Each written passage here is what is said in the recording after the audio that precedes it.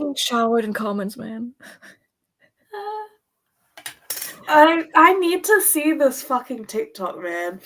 It's not even that deep. You probably won't even get it if you're not in the fandom of this fucking musical, man. I just need to see it. Okay. Should I send it to you or can you find it on your own? I think I found it. Yep, it's that one. Oh, I did see it. I did see it. It came up and it was like, okay, like I didn't realize it was you. Hi, it's me. You void.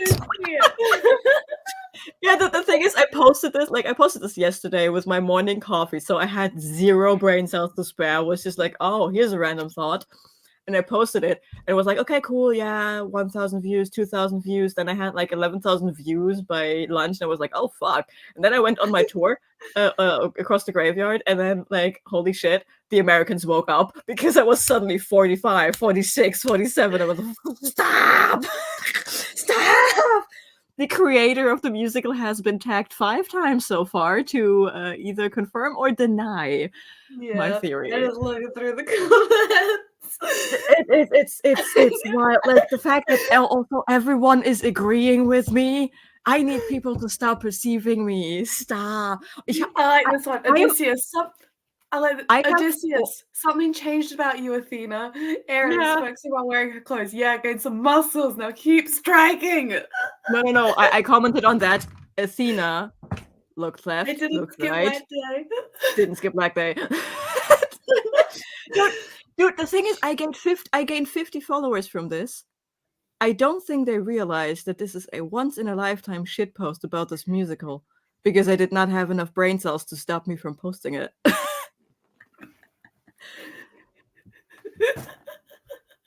And everyone is agreeing with me, and I'm like, okay, cool, thanks. There's comments about, it's like, oh, but he had red eyes in the animatic. It's like, he had. I've seen clips of Jorge being funny next to his. Oh, you don't even know. You don't even know. He told us how to make like. There is a whole context that you're missing to this. I'm not in the fandom. I know. Music, It's fine. I'm not in it. It's fine. It's just for context. On Halloween, like on the 31st, he dropped the newest saga, and this musical is happening in increments. They are called sagas, and we got 5 new songs, and we had some very powerful songs. And by the end of it, 600 Strike, Odysseus, a mere mortal, is channeling the power of his 600 crew members. He just got pummeled by Poseidon, is about to drown, and he's channeling the power of 600 men that he lost to Poseidon, and he delivers the 600 strike, and Poseidon's like, what the fuck? And then Odysseus, and there is like the storm that is keeping Odysseus from going to Ithaca, which is the one thing he wants to do. And Poseidon is like, and then Odysseus is like, you are going to call off that storm. And Poseidon is like, oh, what? You can't kill me. Odysseus turns around. Exactly. Yeah, I saw that. Poseidon and starts stabbing Poseidon over and over and over. He turns Poseidon into Prometheus, and then at one point Poseidon's like, stop, please. I'm going to call off the storm. And then the most powerful line of all, after everything you've done, how are you going to sleep at night? Odysseus turns around, next to my wife. And there is a whole, and Jay is writing this musical in a way that certain instruments represent certain characters, and certain colors in the animatics represent certain characters, especially the gods. And we had god games in the saga before where we met Ares, and Ares' color is red, and his music instrument is snare drums. And now in 600 Strike, when Odysseus becomes enraged, his eyes, boom, become red, and his whole aura is red.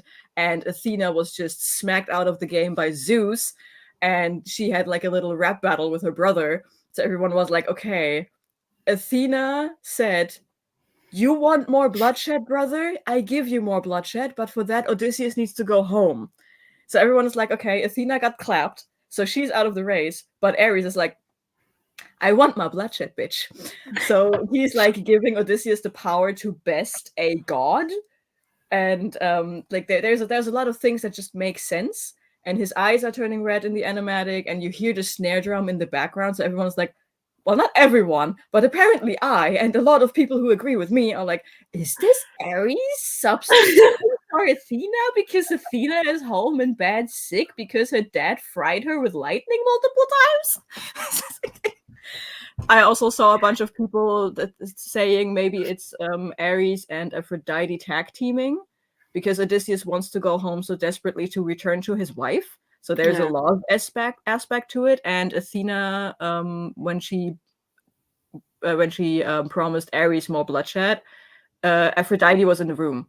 Like she rap battled with Aphrodite before, and then Ares shows up, and they are in the same room, and they both agree at the same time. Okay, release Odysseus to get him home. So there's a whole story that it's a fucking musical, man.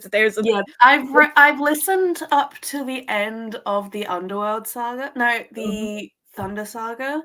Because one of my friends, Pietra, is really into it as well, and she made me listen to it. Yeah. But now I'm gonna wait for the Ithaca saga to come out because I know that's the last one. It's probably dropping on Christmas because and then I'll do a complete. Yeah, because Epic the Musical started on Christmas once upon a time, and Jay likes to drop sagas on holidays, and we are right now in a 2-month rhythm for sagas. So and we got one on Halloween. I'm pretty sure we're getting the finale on Christmas this year. Yeah. So. But yeah, I have extreme brain rot from 600. I was waiting for Get in the Water, the song before where Poseidon shows up and dishes against Odysseus. I was not expecting 600 Strike, and let me tell you, Poseidon crying out in pain in tune to the music, it did things to me. Levy is right there with you. Hi, I like how I'm the also hi. Live stream. Yeah, I was shitposting on my Instagram, and Levy was like, "Wait, it's out." And I'm like, "Yes, it's there." It's so bad, man. The brain rot is up. So that yes, it is so good. I do like what I've listened to. My favorite one so far is the Cyclops saga. Just because I do like every single one of those songs, whereas all the other sagas, there's like one that I don't really like. My favorite is the Ocean saga because we meet Ocean Daddy for the first time.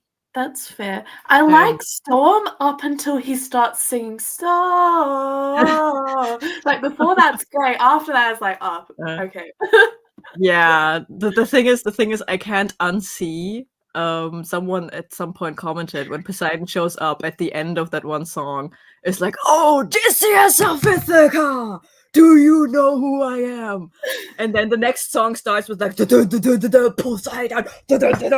and someone commented that's like a fucking wrestler intro, and someone made an animatic of him, and his name is John Cena. Like someone did that, and now I cannot unsee all of the gods being wrestlers. And also in the animatic, I'm going to shitpost about that as well. All the gods wear super funny outfits that just kind of resemble Power Ranger uniforms. Yeah, Hermes was twerking. Zeus twerking is a fan animatic. Hermes is twerking. Yeah, that's what I said. Hermes was twerking. Yeah, but yeah, Hermes is the Green Ranger, Zeus is the Yellow Ranger, Poseidon is the Blue Ranger, and now we have Odysseus with red eyes. So my theory, I'm posing, is Odysseus going to be the Red Ranger? because one of the last songs in the Ithaca saga is going to be Odysseus. And I don't know if you heard that snippet, but there is a snippet out there where it's like, we know these halls, the odds can be tilted. You don't think I know my own palace? I built it. Yeah, I've heard that. He's like using all of the skills he learned across the rest of the Odyssey. Like, oh, aim for the torches. He has that from Scylla. Ruthlessness is mercy upon ourselves. Just fucking kill everyone. Like, he uses all of that, and Poseidon literally called him a monster at this point, and he had a whole song about that. He is now the monster. Rah rah rah. You know, I'm the monster. Yeah. But I was gonna say something. What was I gonna say? I don't know. But yeah, it's a whole thing. It's a whole thing, and I'm very deep into it. And I have right now Vengeance Saga Brain Rot. I did have to throw it in a customized playlist though, because the first song, Not Sorry for Loving You, is Calypso manipulating and being a narcissistic asshole about I loved you. Why can you not love me back? And I'm like, fuck you. Yeah, fuck that. Fuck you. So I remember. Yeah. I saw someone that was really disappointed in the Vengeance Saga because they thought it was the last saga. No. I was like, that's how it ends? Like, they don't even get to Ithaca? And they had to be told in the comments that there's still one more to come. And they're like, no, wait, okay, this is a great saga. It's like... I do have to say this saga is kind of disjointed when it comes to the songs. Like usually you hear a saga and you have like the one theme that is going through and you can see it, you can visualize it from just the audio. The Vengeance Saga, you cannot do that. Okay. The Vengeance Saga is a bit like the Troy Saga, where it's a bit all over the place. It still needs to be there, and it makes sense if you see it visually. Because again, it's a musical. You always have to keep in mind it's a musical. The music is written to be seen. So, but it's the same with the Troy Saga. It is hard to see it if you don't know what's going on and why these songs are happening the way they are happening. I know the story of the Odyssey. So yeah, but he adjusted it. I know he has, but I know like with a lot of retellings, they do keep a lot of the same. Yeah.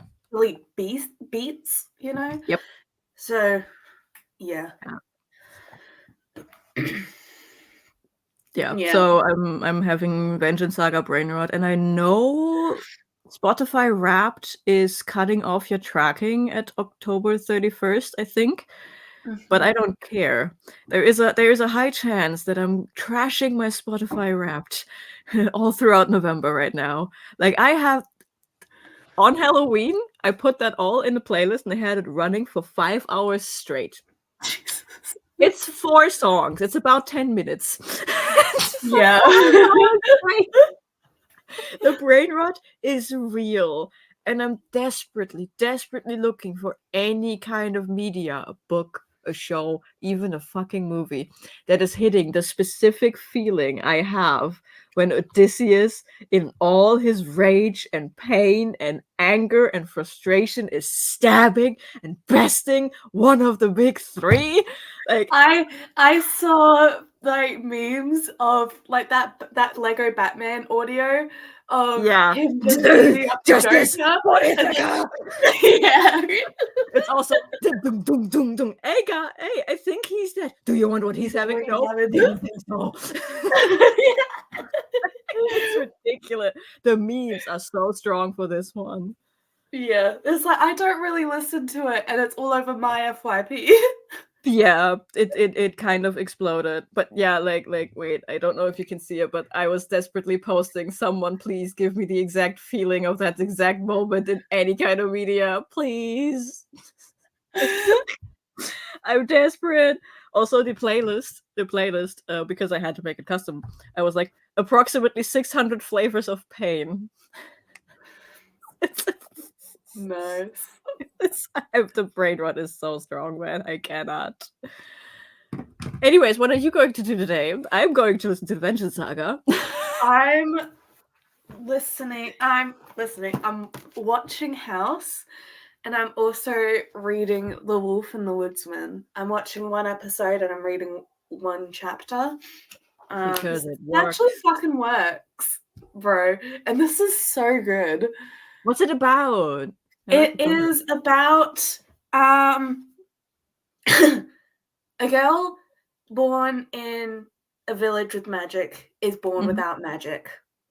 And every year these woodsmen come into her village and take a girl or a woman back to somewhere, and they're never seen again.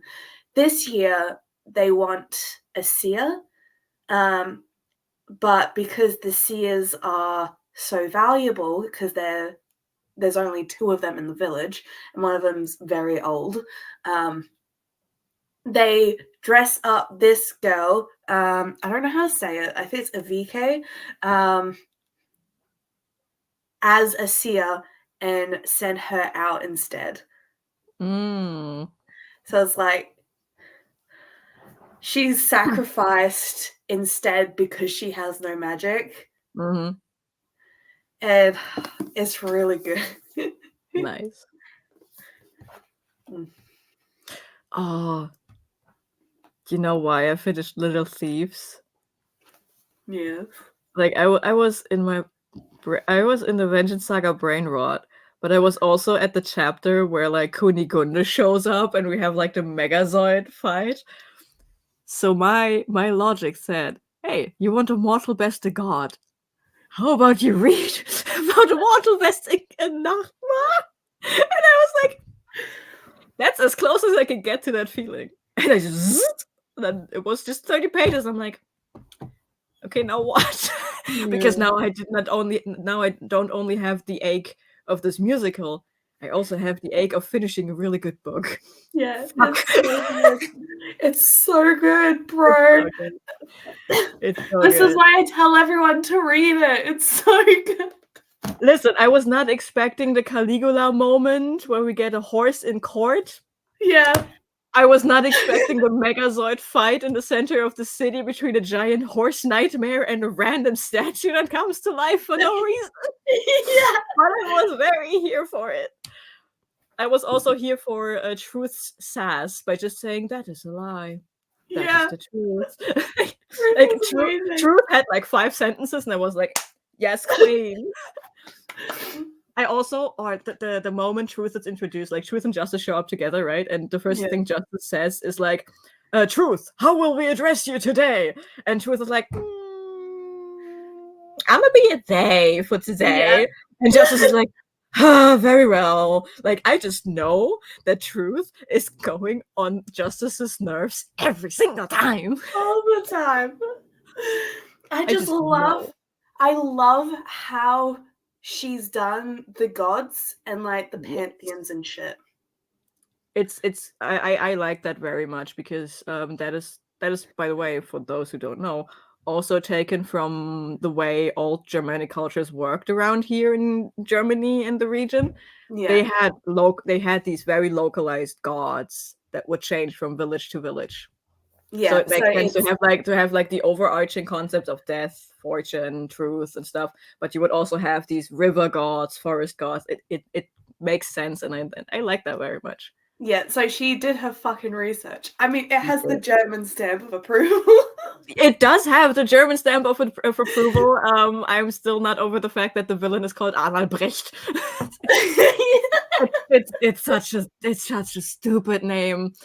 Kunigunde is also a name where, like, I'm glad she's dead. Yeah. I'm reading an arc of Diamond Bright and Broken by Holly Davis, which comes out on 5th. I didn't read nor review it yet, and I give it in spring. Dude, I have so many NetGalley arcs that are just out, and I haven't read them yet. It's Sapphic, I believe. Cool MC's magic and MC's sister, also big character, is disabled and uses crutches, and when needed, a wheelchair is really so fun. Yes, we need more ambulatory wheelchair users in fiction. Yes. Kunigunde with an E at the end. Kunigunde. Please, Jonah, no.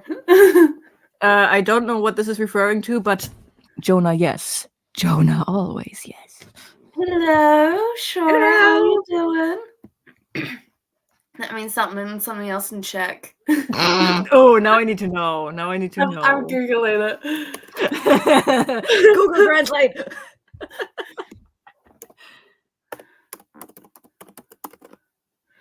says love me.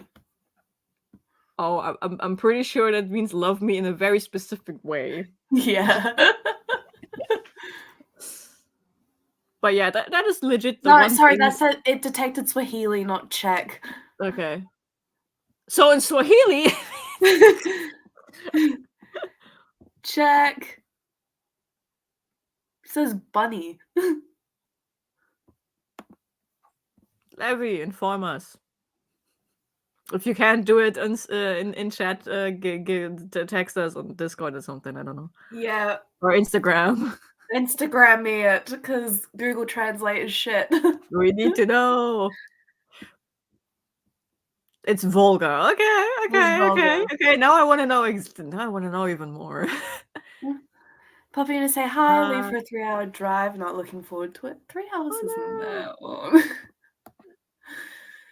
See, you say that as an Australian.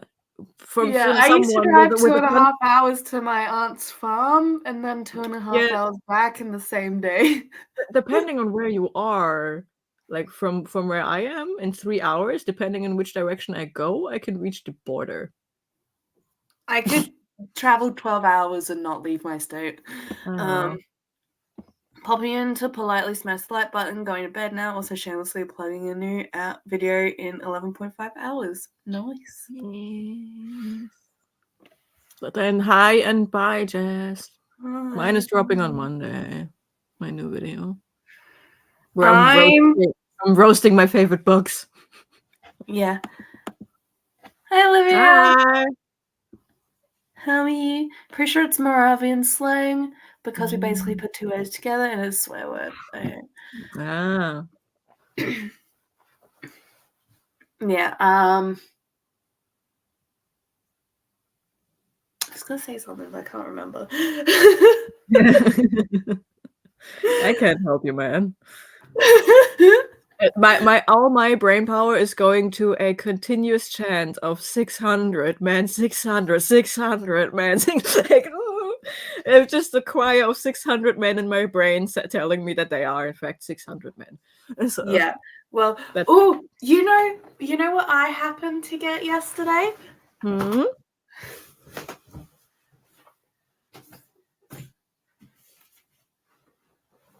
Okay, these I got the Magnolia Parks books with the original fucking covers. Okay.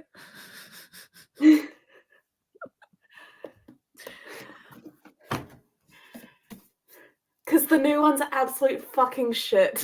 Okay. Yay you, I guess. Yay me. Yay you. Yay me. I am missing one, but it has been ordered in from the bookshop. Okay. Nice.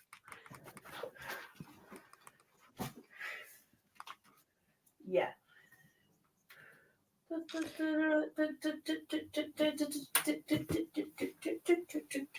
I did get rid of 31 books, so that's... Yeah, like, I applaud. Like, you went at it. I Marie Kondo'd that shit. You did indeed. And I am reaping the spoils of it. Yes, you are. It is on its way. Yeah. It was signed. Nice. Because I got that one just after it came out, I think. Yeah, it might be. I got the audiobook arc on NetGalley for Lies We Sing to the Sea, and I listened to it, and I was like, oh, this is good. Oh no, this is good. This is another one of those books where the author actually did her fucking research. And I think I was listening to that audiobook after the Thunder Saga dropped. So I was like, oh my god, I need more Greek mythology, but I don't want yet another Hades Persephone retelling, right? And then I saw this, and I was like, gimme!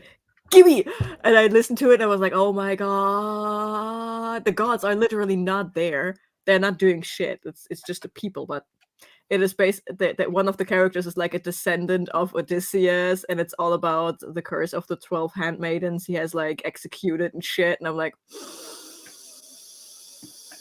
the gods are just mentioned in passing with what they did in the past, but it was giving me the perfect taper down from the Thunder Saga, and then the Wisdom Saga happened. Yeah.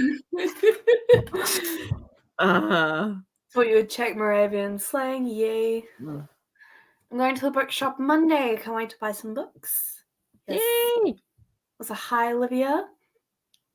Ooh, Olivia, you looking for a specific book or just browse? See, I go in looking for a specific book and I end up browsing. Yeah, same. Like, I go in with the idea of a specific book, but the second I step over the threshold, I'm like, books. And then I just browse. Eventually, maybe I find what I was looking for. Maybe. I've done that before. I go in for a book. A lot of the times I do end up finding the book, but I also have another bunch of other books. But sometimes I go in looking for a book and I do not get that book. There is this one mall close by, and there is like a glasses shop where my mother always goes, and when she goes, I'm like, can I go with you? Because one level lower to the right is a bookshop, and I'm just staying there. And because she also likes to read, she's like, she just picks me up there, and then we spend another 3 hours, and that was a usual route. It was perfect. I bought quite a few books last night. I was doing so well not buying books. Yeah, I'm not buying any more books for at least the rest of the year. So it's 2 months I can't buy books. I technically say same. I will make an exception though. For Little Thieves 2. Painted Devils. You need Painted Devils. Yes, because A, I really want to read that, and B, it would be for a book club, but also I'm not ordering any books. Except that would be the only exception. Because Christmas. Yeah, the third book is called Holy Terrors. I know. And I'm just checking when it comes out. Expected is April 1st. It was originally for October this year, so last month, but then it had to be pushed back because of some reasons. But I'm so excited for it. Did you look up the AO3 things she's writing? I did, but I haven't read them yet. Okay. Ah, yes, the bookshop magic curse. Oh, speaking of bookshop, my book order of Captive Prince by C.S. Pasca is yet to arrive. It's at Publisher's Storage. Nice. How long have you been waiting for it? I think the cover for Captive Prince is so fucking ugly. Let me see it. It's just a one-colored brick wall with the title in the middle of it. It is so ugly. And that is already a newer cover. Like, they had an actual character illustrated cover. I was like, that's cool. And then they have this brick wall cover. That's like the standard cover nowadays. And it's so ugly. But I think they get new covers. But it's just fucking, like, the price uptick in the difference of covers for this series specifically is so bad. Oh my god, the first review is 1 star and it says sexual slavery isn't sexy. Yeah, it is sexual slavery. But apparently the character dynamics are really good. You have to ask Kirsty. Kirsty loves that trilogy. She read book 2 and 3 in like one day or something. Yeah. Serpent and the Wing. Oh, I forgot to read this one. I'm going to buy the Sprayed Edges edition of the Serpent and the Wings tonight, plus the second one of the series, and I'm going to Brown also. Well, the third one's out as well.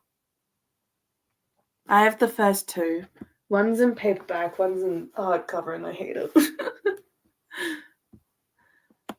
No, I took the pretty character cover. It took me so long to find. They get new pretty character covers, but they are so expensive compared to the $10 you pay for the ugly brick wall. Yeah. Which is why I haven't bought them yet, because I hope that, okay, we let the ugly wall cover go out of print, and then the character one is marked down, you know? Yeah. But I'm not willing to pay like $15-20 for a 300-page novel. No. I'm just not. After Christmas, New Year, I want to buy a first book in Percy Jackson. Nice.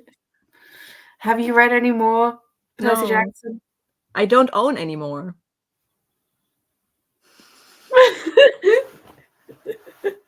But my sibling let me keep book 1 because I have the ebook. My sibling let me, so I have it at least. Book 1. All of mine are right there. That one. Yeah, I'm thinking about for Christmas putting the box set of like all 5, like the first 5 books. Yeah. Because there's like a box set for like $30 or something. So I'm thinking I'm just getting that one. I don't know if the third one will be released this month in Italy. Okay. Oh, I had birthday 50% free shipping, so I gave myself birthday gift. Nice. Yeah. That is literally the only reason why I use Amazon for books. I don't know if it's internationally, but in Germany, there is a law. Books get all free shipping. You get free shipping. You get free shipping on all printed books. That's cool. I spent almost £200 on a book series, but didn't. Lol. Good. What book series was it? Has to be a long one, right? Yeah. Because not even my fucking third glass was that much. Yeah, I was like, is it Throne of Glass? Because it has to be like very like it has to be a long series that is still in print. Might be Game of Thrones. If you have like a special edition of Game of Thrones, they can be heavy. Like they can be expensive. Oh yeah, buying Amazons from Amazon is cool shipping wise. I work at Amazon. Those books are not given the treatment they should be. I know. They're just shoved in there. I literally only do it because first of all, I order them in bulk, so that the chances of them being in a box and not being shoved into a very tiny box is good. Yeah. But I also don't have like a bookshop around me anywhere close, so that's like kind of my only option.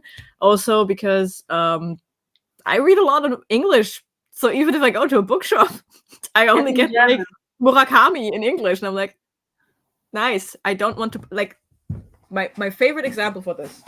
Yeah. Shit. Fuck. Wait. Is wait.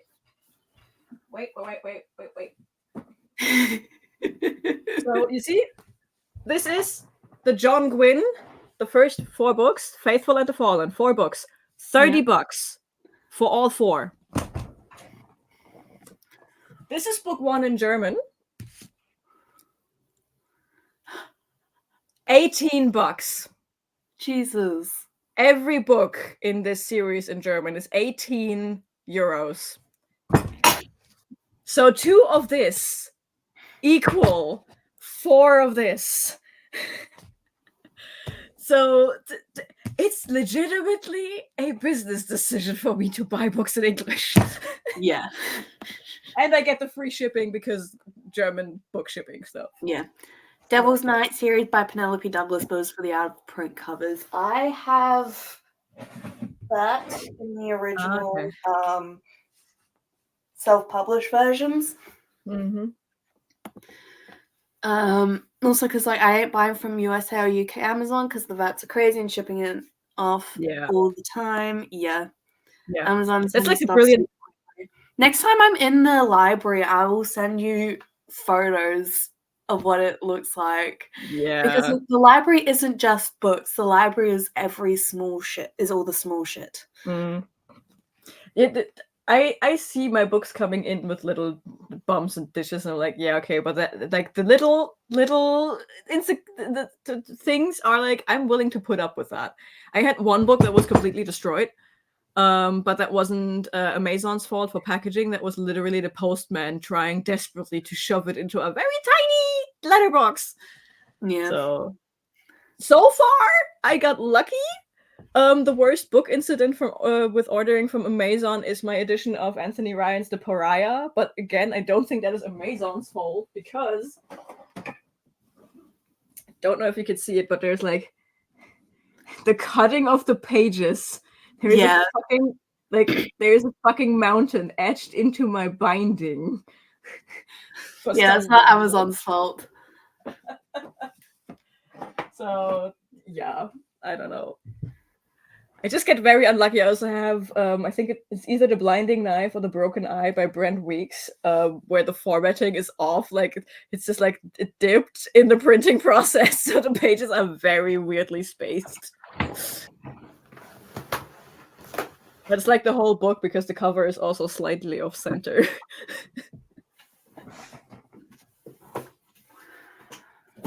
I don't know if it was this version that I have or if it was the old version I had back in Australia, but one of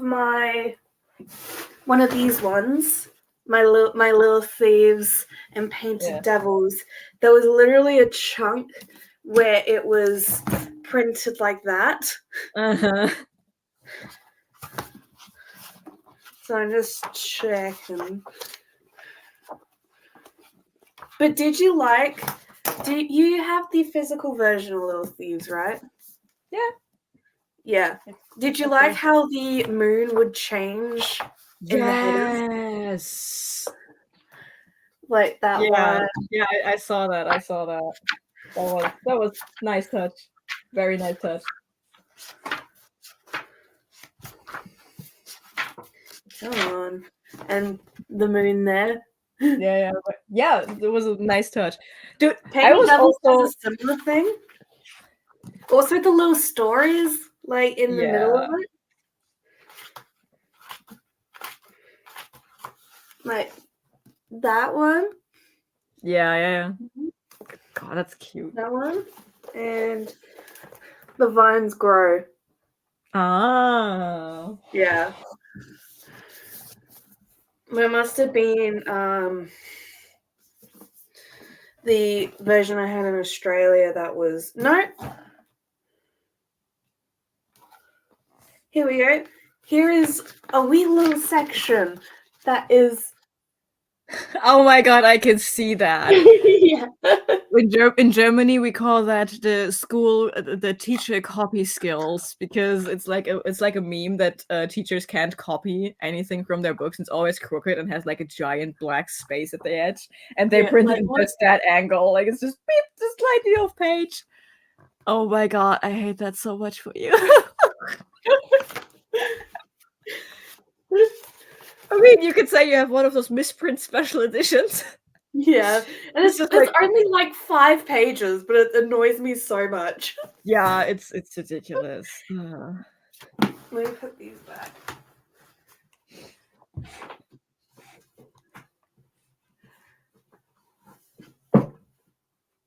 Oh, but I was in Waterstones yesterday, right? Mm-hmm. So I got this last year when this first came out with the sprayed edges and the signed, where is it? Signed, right? Mm-hmm. Yeah. I was in there yesterday and I saw this one. I thought this was a standalone. I saw this one and it had the same sprayed edges. Holy shit. And the same sign. So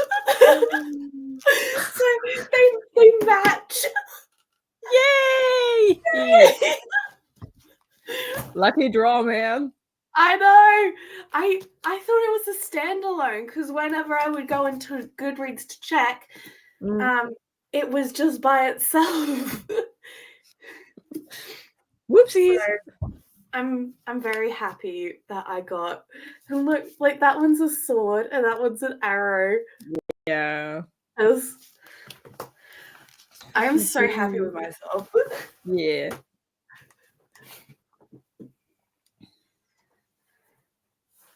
Huh.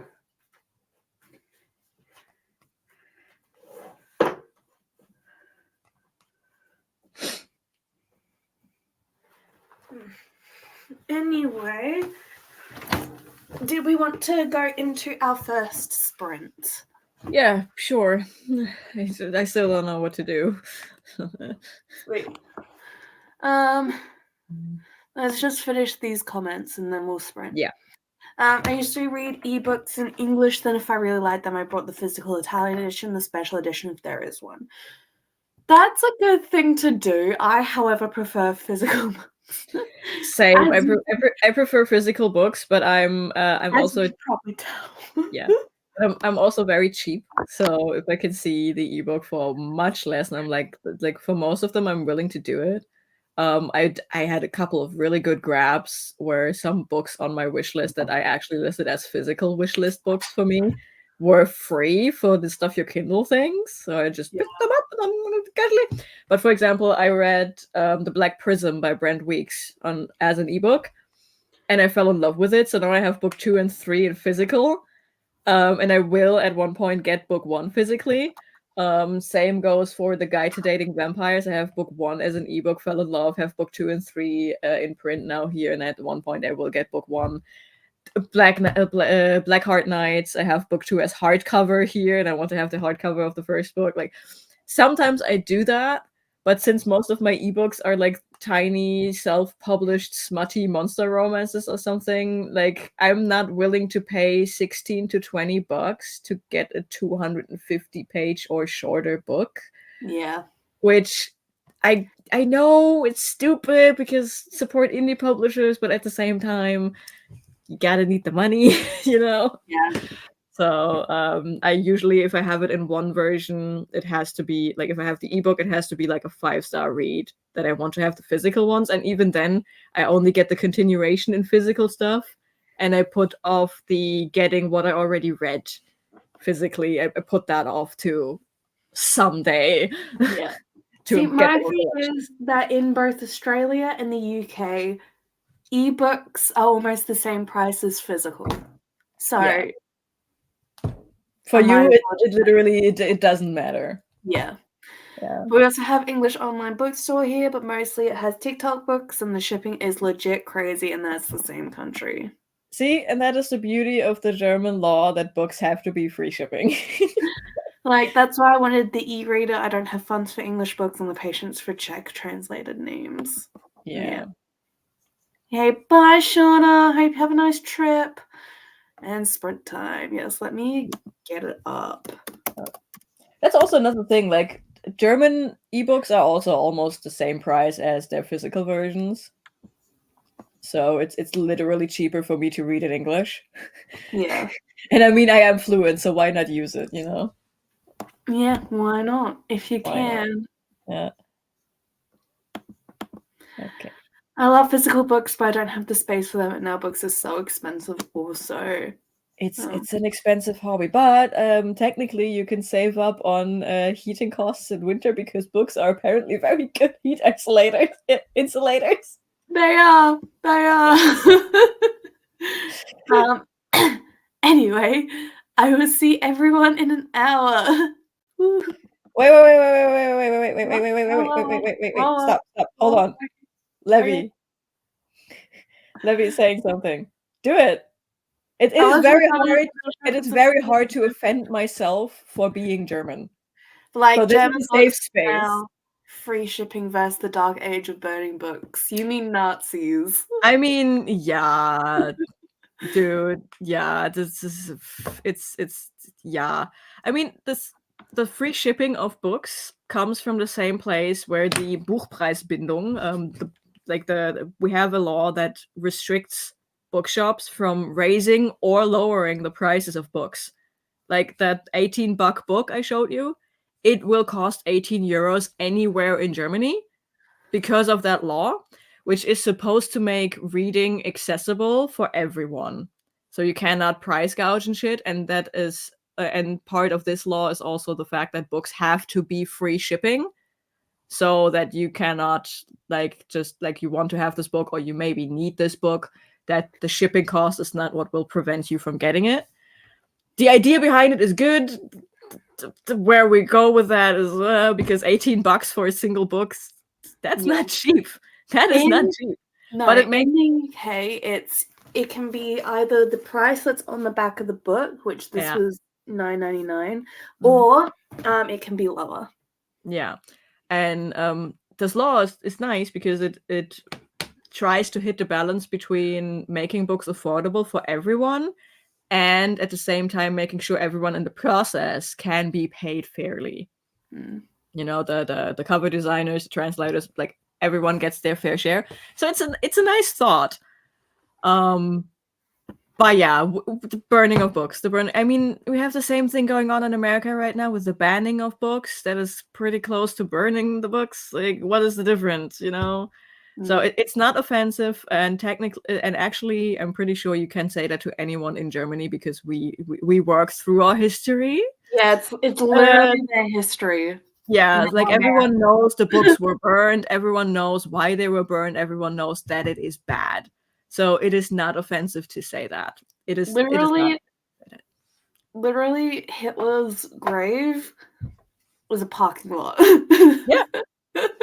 Yeah. But you don't need to worry, Levy. You can always, if you think it's offensive against a German person, I'm a safe space for that because I hate this country. I have zero there's zero patriotism in here, so you can just say it, and I can tell you if it's offensive or not. And Yeah.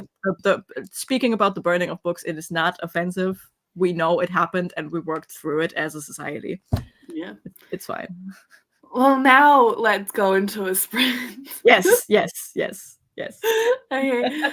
I just wanted to clear that. Like, we can go now. I'll see everyone in an hour.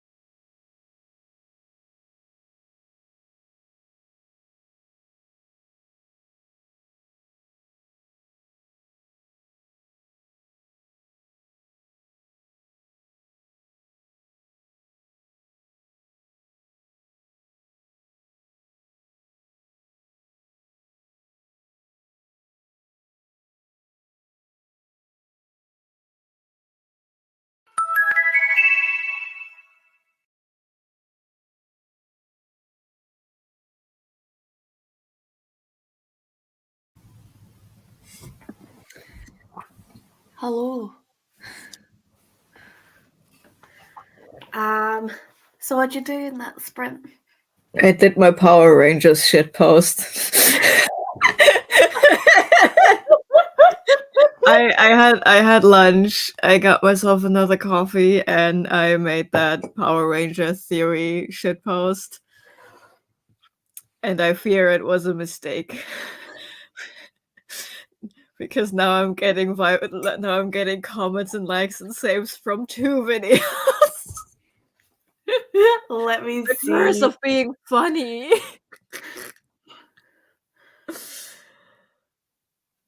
Yeah, I also have a slight headache, so I just didn't do any thinking. Fair. Let me. Oh no.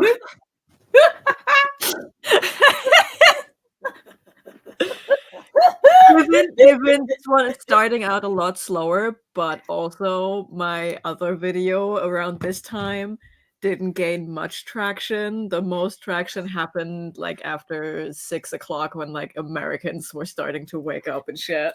Well, your first comment was 4 minutes after. I know! I saw that and I was like, oh no, here we go again. Oh, fuck. What do you mean Skyrim gets a new DLC size new content? Yay! Yeah, I also made a little to-do list with the little thingies that I need to, well, I don't need to, but I want to get done today to, get a little dopamine kick. Get a little dopamine kick out of accomplishing things, I guess. And I really want to read, but I don't know what. Nothing sparks joy. I'm in pain. I'm in Spain without the S.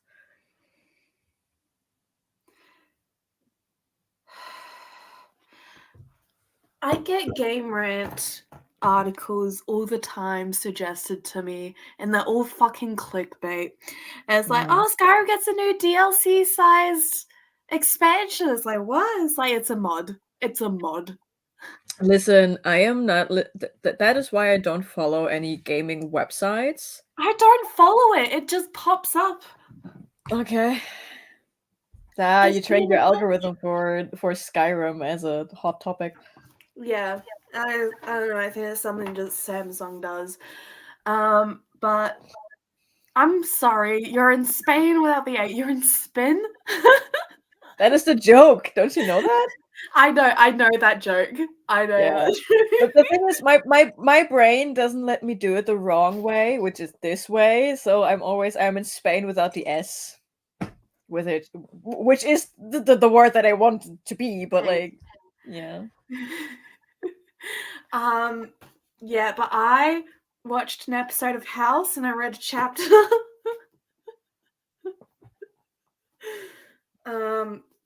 It's getting good. It's getting some really good. It is enemies to lovers, which is mint. Oh, we're bringing that back. The fucking mint. Fucking mint. I never got rid of that, man. I love it. I loved it, and then I completely forgot about its existence. I just love mint. Swank's here. Hello. Hello. Howdy. That sounds so wrong. I want to know what this book is about. Let me Goodread it. I need to know what Goatsucker is about, because I hope it's not what I think it is, but I also kind of hope it is. Is it by Steve Hudgens?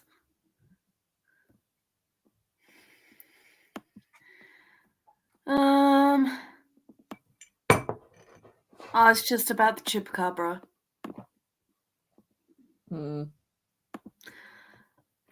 I got to 32%, and we just met the MC's love interest in Few. She is a fun character. Isn't the Choppy also a word you don't say? Like, I know the W word is something you don't say because you then summon it, and the S word. You can say Chupacabra. Okay. Yeah. Yeah, I just know the S one is very bad. You don't even think about that. Oh, and absolutely fucking not. and the W one is one you should not invoke. No, I do, however, have to write it down for Supernatural episode 2. To be fair, I think the W one is just bad when you say it out loud when you're like out and about, because then you attract it. I don't think Yeah. like I think the S is the one that you are really, really need to be careful about. Yeah.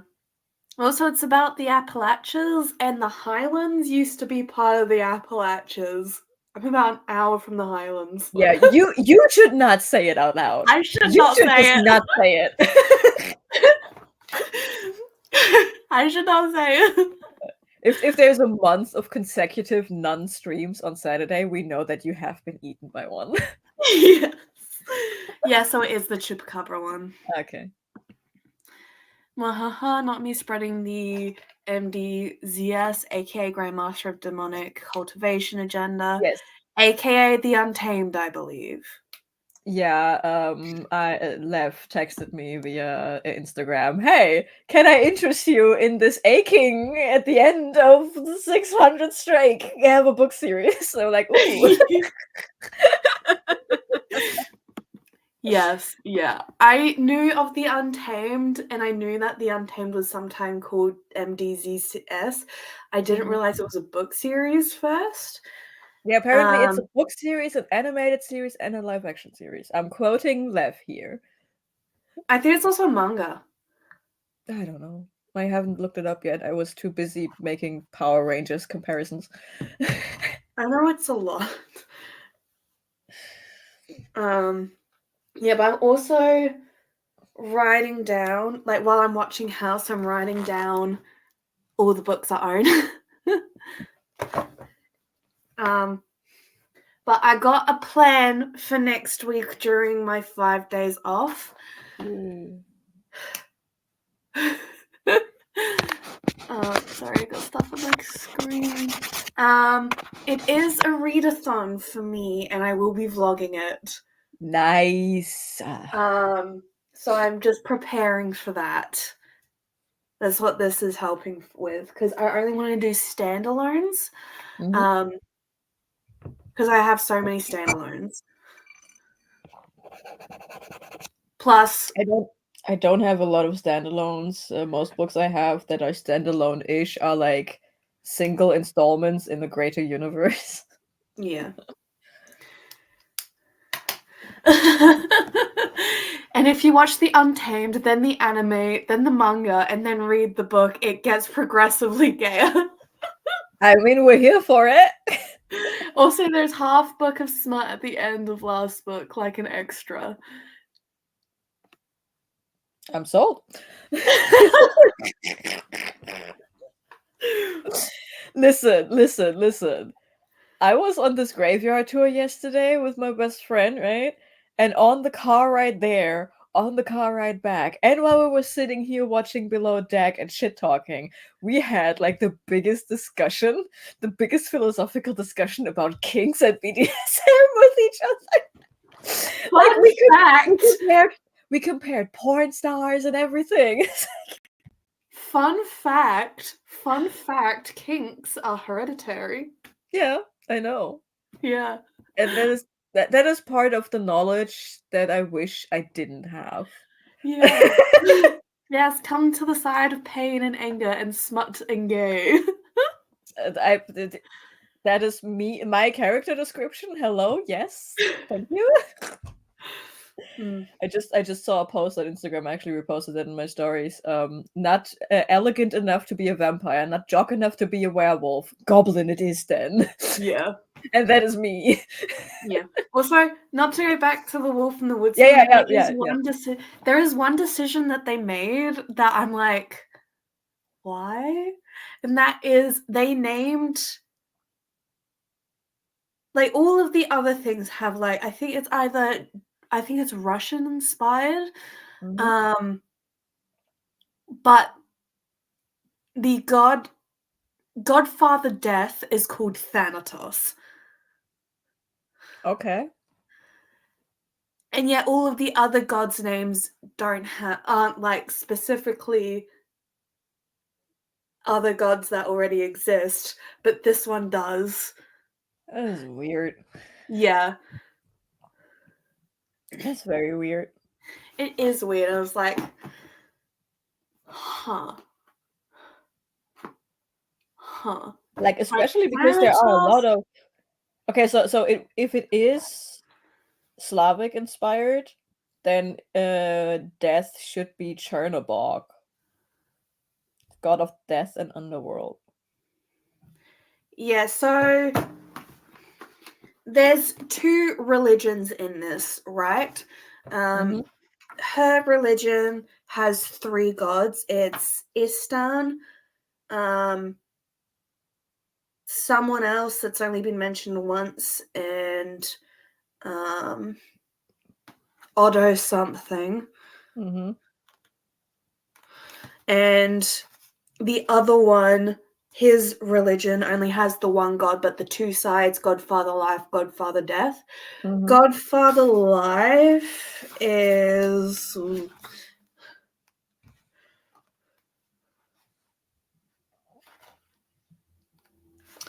I don't know, it's mainly just Godfather Life. And then Godfather Death is Thanatos. It was like, okay. What? It's like, so all the other ones fit with the names in the story, and then it's Thanatos. I can make it worse. What? The whole Godfather Death. It sounded familiar to me because we have something called Gevatter Death. Gevatter Tod. That's a German thing. Having Godfather Death. That's a German thing. Yeah, but he comes alone. He doesn't have a Godfather life. It's just an old version to refer to death as a person. Yeah, I'm not sure if it's German or Slavic because I can't really tell the difference between them when it's inspired by. Yeah. Like, the concept of having a Godfather death, that is German. That is inherently German. It's a Brothers Grimm thing.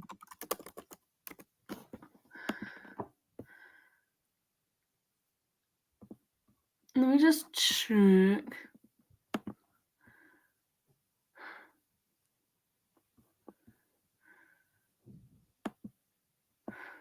Hungarian. Okay. Yeah. I mean that now it makes sense because if you know your European history, Germany, Austria, and Hungary are besties. Yeah, it's Hungarian history and Jewish mythology. Yeah. Then it makes sense. Ava Reed is Jewish. Then Godfather Death makes sense. Yeah. Because you would be exposed to that. Yeah. Yeah.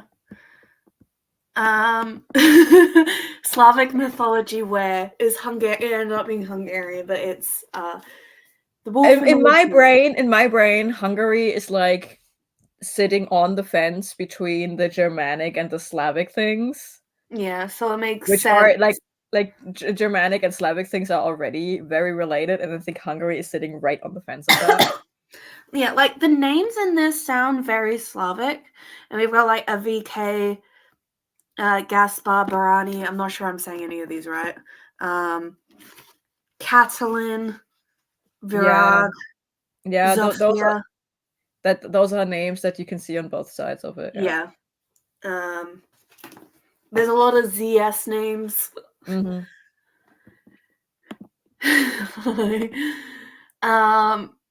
Hello, Hillary. That's fine. We've only had one sprint. What are you doing?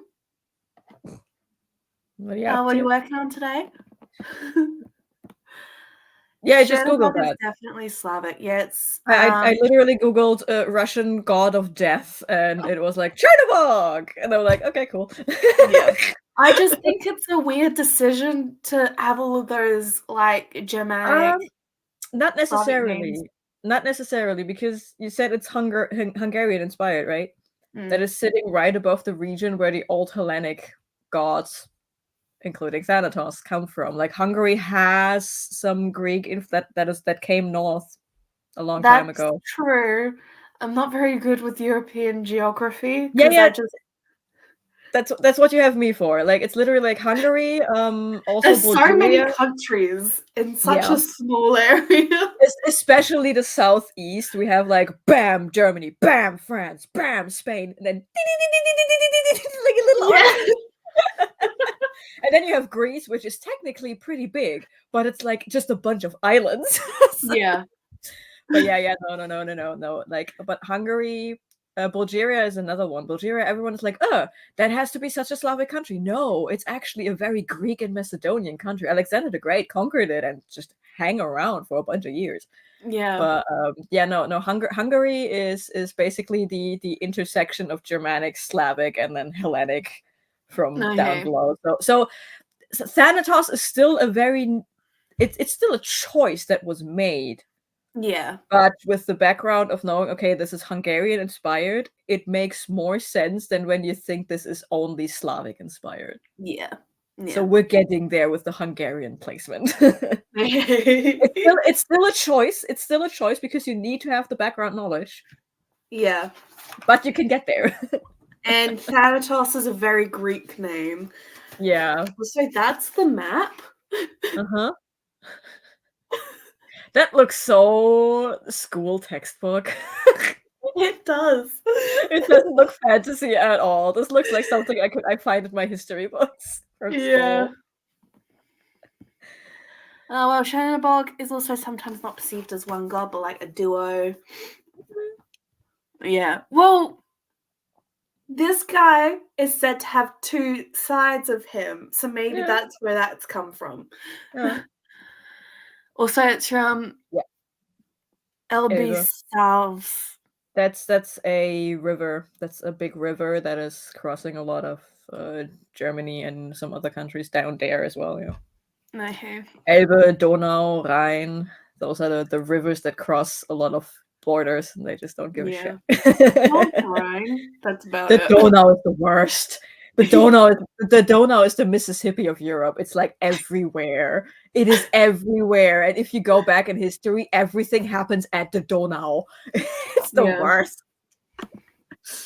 Elbe, which also goes through Czech Republic, Albian Slavs sit around Elbe River. Fun fact. Cool. Yep. That is cool because Australia does not have very long rivers.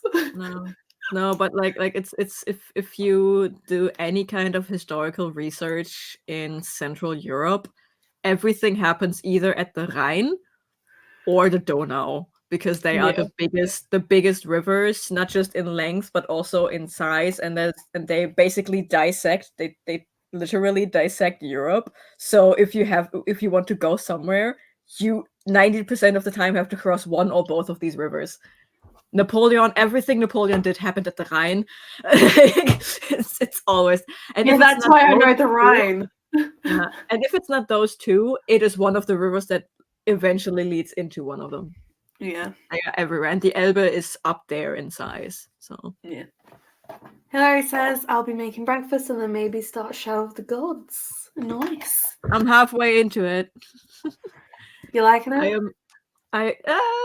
It's a John Gwynne, so it took about 150 pages to get anywhere, because John Gwynne likes to explain the lives of his characters in detail before he changes it. But I do like it. This is also Norse inspired, and I'm liking it so far. The one thing is he's very zoomed in. Like when someone is changing from their day clothes into their armor because they are about to go on a raid, he is explaining every single step of how you put on your fucking armor. And he does so every single time. That would be annoying. Yeah, it is annoying, but I'm listening to the audiobook at the same time, so I'm just okay. I see the paragraph is this big, so I'm just going to increase the speed to 3.5 and then gonna go down again. Yeah. But yeah, Shadow of the Gods is fun. It just takes about 150 pages to get to a point where stuff is actually getting interesting. See, this gets interesting during chapter 1.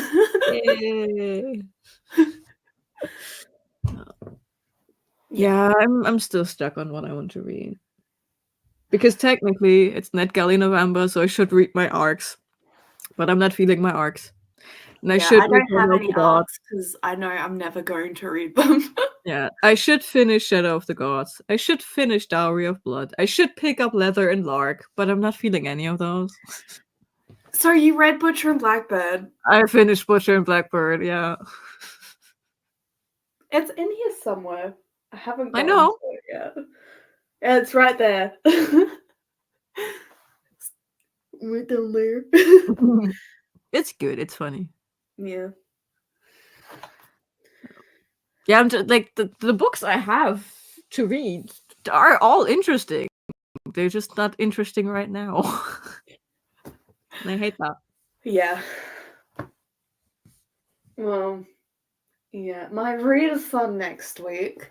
Do you go with any prompt? No, I'm just going to get a friend to choose a shelf number, and then I choose a book off the shelf. Nice. Yeah. Yeah, because I got 13 shelves that I've separated. Because, you know, we got the bookshelf, which has grown. The shelf of book. I love that thing, man. I mean, at this point, it's a work of art, and you are known to have a bookshelf made out of books. Like you cannot take that down. You cannot take that down. You have to have a bookshelf made out of books. Yeah. It is very impractical, but you have to have one. Okay, but look. Okay.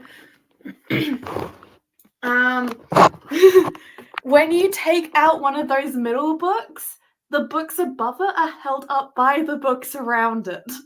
Nice. Using architectural tricks to maintain structural integrity. Yes. Nice. Nice. Yeah. Wait, you're doing a readathon, James. Fun, what type? I am doing a 48-hour readathon over 5 days. How much I'm probably going to use, because I got 5 hours of emergency time yesterday for work, so I'm probably going to take those 5 hours off on Monday as well, so 5.5 days to do it.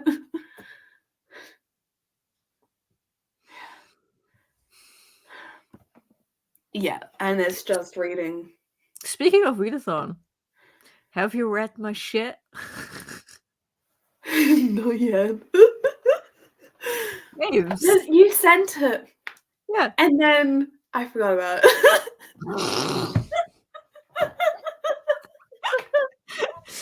You are literally the only other person in that Discord, man. I know. Fun, crazy, but fun. Oh, I know I'm crazy, and I was supposed to do like a 24-hour readathon this week in preparation for next week, but then I got a migraine on Thursday. Yeah. I still have 11 hours left in my 24 readathon time. Yeah. I just know I can't do one of those because I don't have to focus for that. Like if I sit down and read, I read for like an hour a day maximum.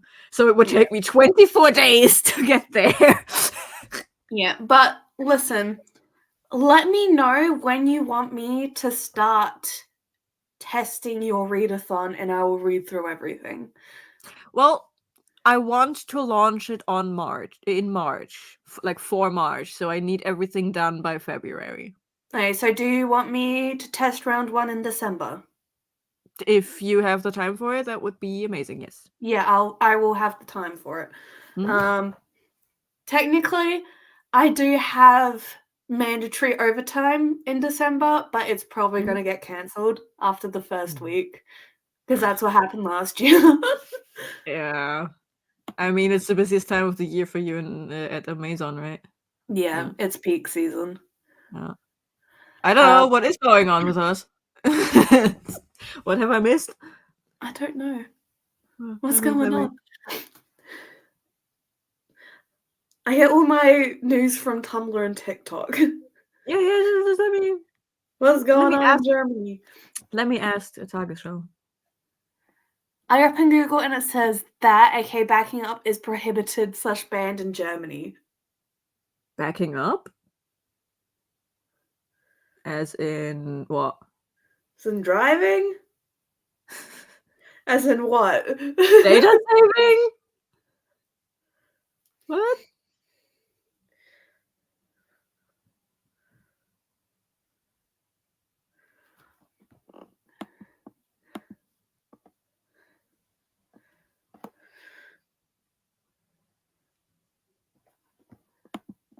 Says nothing else.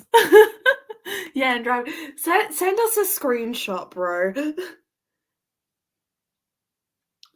I mean, I know that we have right now, there is again some fighting over some finances for shit, but that is because our finance minister is a piece of shit. We just recently passed, like now it is working. We have a new law where you can just go to your registry and say, I would like to change my gender marker, pretty please, and they have to do it. It's to fight car accidents. Do you mean? I can tell you that is incredibly wrong then, because everyone is doing it, and there is no way to make that illegal, my man. Yeah, literally everyone needs to reverse, but do you mean undertaking? Because that's all I'm finding. I am so confused. I'm confused in 3 different languages.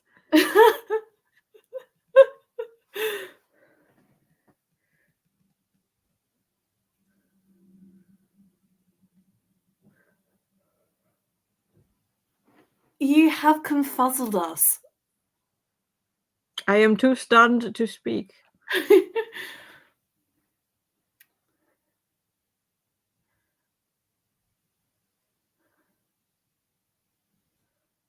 Wait, I literally have the criminal code open now.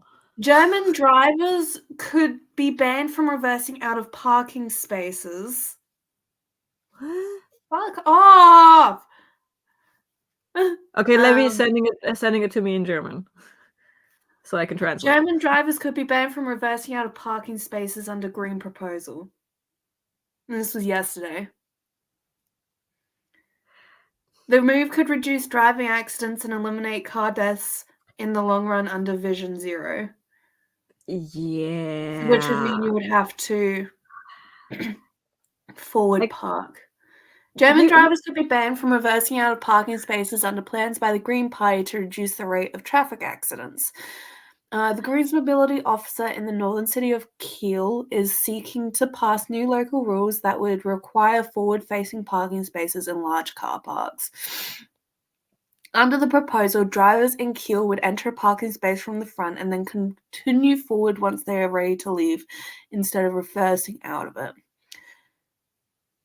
But some right-wingers have cried foul over the idea they argue is part of a wider climate agenda to make life more difficult for motorists. Life should be more difficult for motorists. Okay, I have to give you context for this, because German politics, it's a shit show. Well, Amazon requires forward-facing parking. It's not that bad. Yeah. Here's the thing. The issue is not the parking. The context for all of this. First and foremost, you said it's just it's politicians in Kiel want to have that, meaning this is a city proposal, not a state, let alone countrywide thing. Because newsflash, Germany is actually kind of like the US, just smaller. We have 16 different states, and they make the country. Yeah, Australia has 7 and 3 territories. Yeah, so when something like this is said, some politician in Kiel says, let's do this, that means it's just going to be tested for Kiel. But again, you need context for this. The Green Party, those are the environmentalists. We have a Green Party in heavy Australia. quotes around it because they have been disintegrating ever since they made it into the government. So they come up with all of these crazy ideas and they want to push them through into legislation with the argument of for climate. That is all they do. The problem is they are sitting in the same government as a financially, like a party that is all about finances. That's why our finance minister is an asshole, because they say we don't have the money for that. We do. So you have a party that says we want to have all these very expensive changes for the climate. None of these are for the climate. And we have the financial party who's like, we don't have the money for it because we want to pay rich people more money. And then you have in the middle the one guy, the party that says they are socialist, but they just don't know what to do. They are literally just babysitting these other two parties, and they can do whatever the fuck they want, which is why our government hasn't done shit in the past 4 years, because we have a babysitter and two babies. Nothing is happening. The government is so bad at the moment. It's literally like it's nothing. Glaciers move quicker than our government at the moment, and the German government is not known to be fast. But forward-facing parking isn't that bad. Yeah, it's not that bad. That's not the problem. It's the problem for that specific thing is Germany is a car nation. We know how to drive a fucking car, and you just cannot make anything about cars illegal. People are already basically rioting when you have a city. We have certain zones where you are not allowed to drive diesel cars.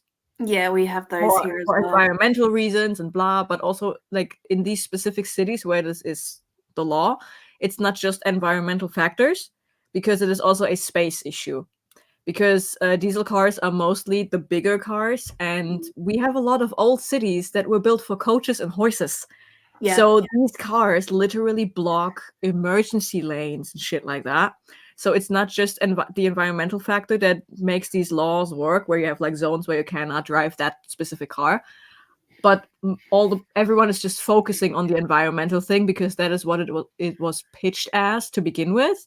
And right now, this reverse parking thing, there is probably a deeper reason to it than just preventing accidents and shit. It's probably because the layout of the city Kiel that wants to have that, they have narrow streets, and people backing up usually means they back up into another car. There is probably a deeper reason for it, but they again pitch it as this one thing so no one can see the context around it. And because it is coming from the Green Party, everyone is thinking, this is another one of those climate things. I can tell you it's not going to happen. It's not going to happen. This will not pass. This is one of those stupid ideas the Green Party has. It's not going to happen. It's not going to happen. Yeah, those zones are called low emission zones here. Yeah. They've just came into effect like 6 months ago. Yeah. But yeah. So the context around it is very nuanced. But it will not happen. It sounds crazy because it is crazy. It will not happen. I can promise you that. But also Kiel is a city somewhere. It's definitely not going to happen on the state, let alone country scale. Oh, good. Then the Czech news just blew it out of proportion. Yeah. Because the news does that.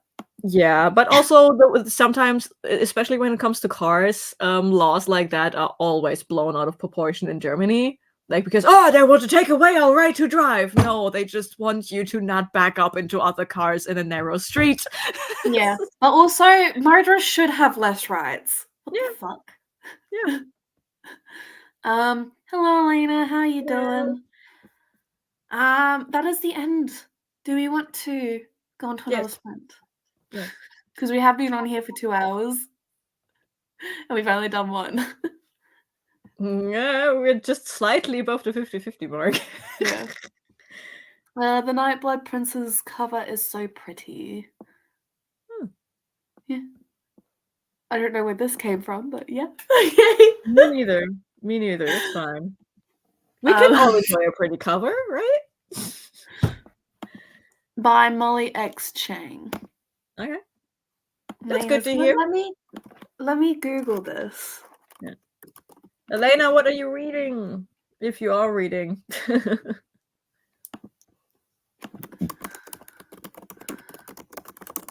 Tippy tap tap. Tap tap.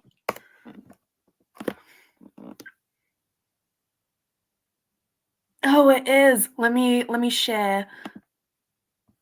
Oh, it is pretty. Nice. All right, let's do sprints.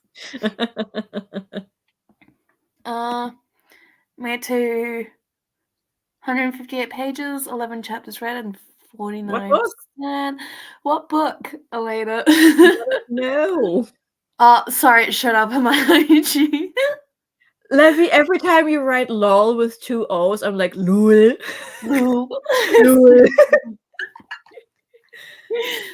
Line of sight. Ah, okay. Nice. Okay, let's sprint. Yes. I'll see everyone in an hour. Bye.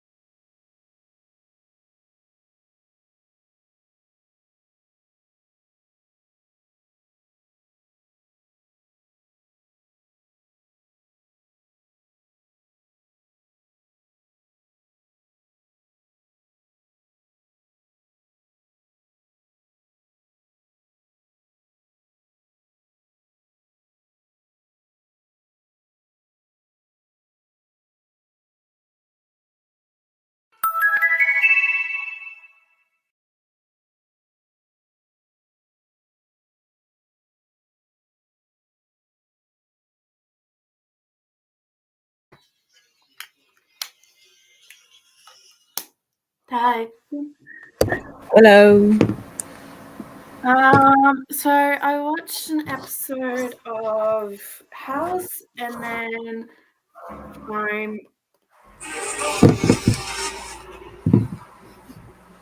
like, how far am I? I'm have 5 pages until the end of the chapter.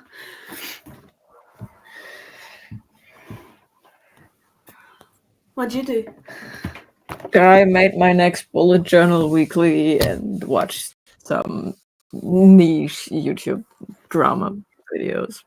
Nice. I really am not feeling it today. I mean, we can stop if you want. No, it's not that I'm not feeling streaming. I like hanging out with you. That's actually really nice to just have something going on. I do. I also like talking to you, but if you're tired, yeah, it's just like I don't know. There's zero motivation to do very anything. fair. Very fair. And I hate it. So, well, yeah. Yeah. And I don't know what to do about it. So, that's very fair.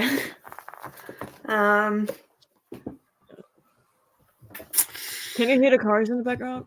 No. Okay, cool. Because then I can leave my window open. Yeah.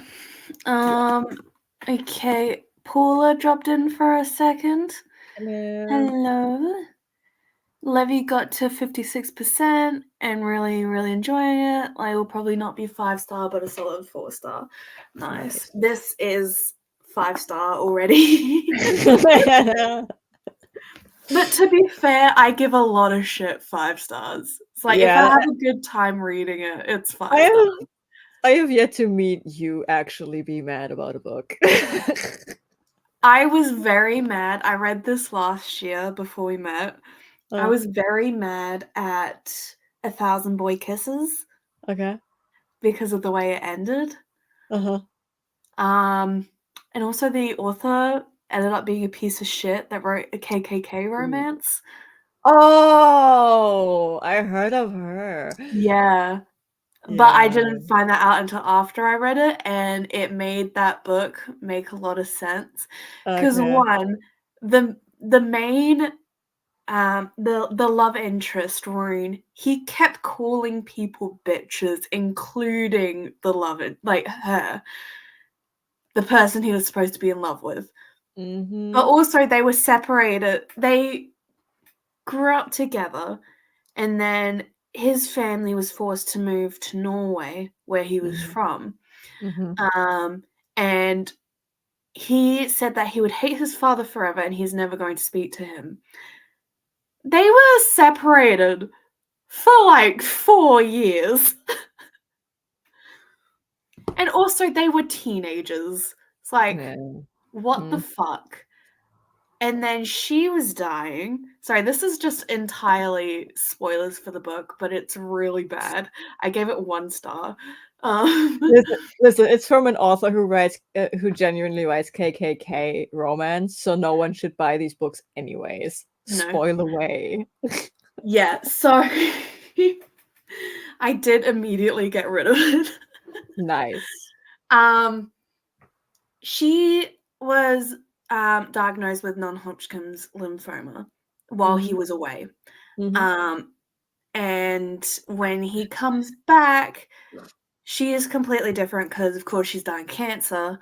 And the whole theme around the book is that her grandma gave her 1,000 stars for each kiss, and she's trying to get 1,000 kisses from Rune before she dies, right? Okay. Like it's not just kisses; it's kisses that mean something. You know. I mean, it's a cute concept, I guess. It is, but at the end of the book, she gives him a jar of stars for 1,000 girl kisses. But then it goes. She dies, obviously, and then it goes to the epilogue, and I thought that it like, it opens up with a girl running through the field. So I thought this was like 20 years later. He's found someone else and he's had a daughter, named her after the girl that died. You know, I fucking forget her name. But what actually happened is 10 years later, he dies in a car crash. He never moved on from her. He never kissed another girl. So he didn't even fulfill her dying wish for him to move on and for him to have 1,000 girl kisses. That sounds so whack. It's so bad. And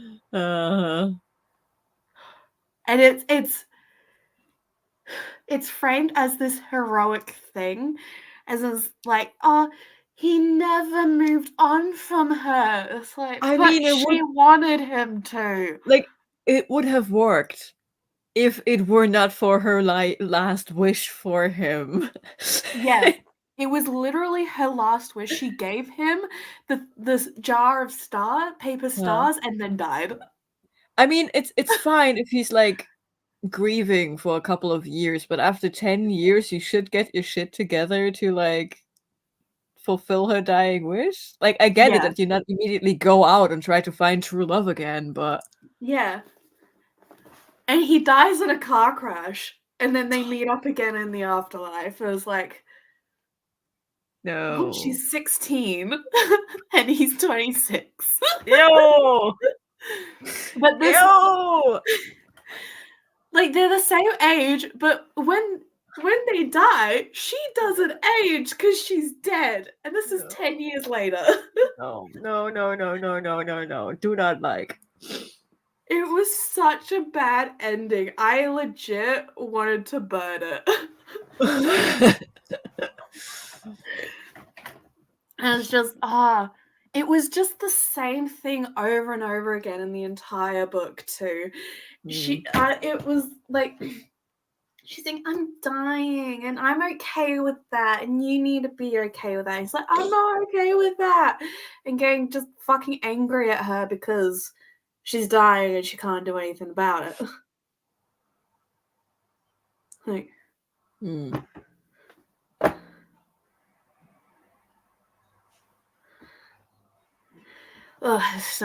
it's a bad book. Livia Sprithout made laundry, had lunch, and read some of A Soul to Heal by Opal Rain. I'm at 50% of it. Ooh, nice. I have the first book of that since forever, and I just haven't started it. Yeah, ew. It's such a bad book, and she recently released a sequel to it about her friend. And so 1,000 Boy Kisses is being run again. And it's like, no, I'm trying to just remind everyone not to read these books because the author is fucking shit. Make a TikTok about it.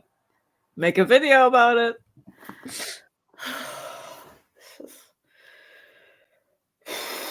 No, you're angry. I'm angry. I'm sorry to make you angry. I forget about these books and then I get reminded about it and I just get irrationally angry because it's such a bad book. Because, like, people were crying over it. People were like, oh, this is such a good book. It was so sad. And yes, I did cry when she died. Listen. It's giving Colleen Hoover. Yeah. And so I read it. And I kept reading because I was like, this has to get better. This has to get better. It did not get better. Not everything does. It's so bad. But now, like, usually when I'm reading a book and I'm not liking it, I put it down and I get rid of it. I don't finish it. Good. Which is why I don't do a lot of 1 or 2 star books, because I know I'm not going to finish it ever, so I just get rid of it. If I ever give like 1 or 2 stars, it is because I somehow managed to finish a book out of spite. Yeah. As like with another one I've done is You and Me on Vacation by Emily Henry. It's the only Emily Henry I have read. It is so bad. It took me a month to read it. Listen, I just had Assistant to the Villain. It's the longest 340 pages of my fucking life. Yeah, it is such a bad book. Because have you read it? No. You and Me on Vacation? Okay. I heard about it. I heard about it. A lot of people say it's really bad. This is spoilers for You and Me on Vacation. It's also called People We Meet on Vacation in the US for some reason. Yeah. Which is a bad title. You and Me on Vacation makes a lot more sense. It's a guy and a girl, cannot fucking remember their names, but they every summer they used to go on a trip. They would save up all year and they would go on a trip in the summer. But a couple years ago, they stopped doing that because of this big reason that is a secret till the end of the book. And so it's a couple years later, and they decide, hey, why don't we try this one more time, you know? And they go on a vacation in Palm Springs because she's now a travel blogger for this big newspaper. And she's like, hey, want to just come with me for this thing? Because like you have a wedding you need to go to in the same place I'm going to. Why don't we just go together, you know? And they do. And it goes between past summers and the current summer. And then at the end of the book, the big thing is they kissed. Oh no. They were drunk and they kissed. That was it. Wow. Do you know what people do when that happens? They have a very awkward next morning and talk about it. Yeah, and then they either decide we are going to forget about it, we were drunk, it was a kiss, it was a mistake, or they're like, maybe there was a truth coming out when we were drunk. Yeah. Maybe there's something we can work on. Yeah, they got drunk and they kissed and they didn't fucking talk about it. And instead of not talking about it, they just stopped talking together altogether for like 2-3 years. Which honestly should tell both of them that they both have the same feelings about the kiss. Yeah, and at the end of the book, there is a smut scene. And it is such a bad smut scene. None of it fucking makes sense. Oh, wow. It's like, at one point they're standing, at one point they're against a window, at one point they're on the floor, but somehow not. It's giving horizontal, horny, angry tango. Yeah, it's like, how the fuck does any of this correlate? It's like, what's going on? Wow. What? It's just a bad book. Yeah. Do not read it.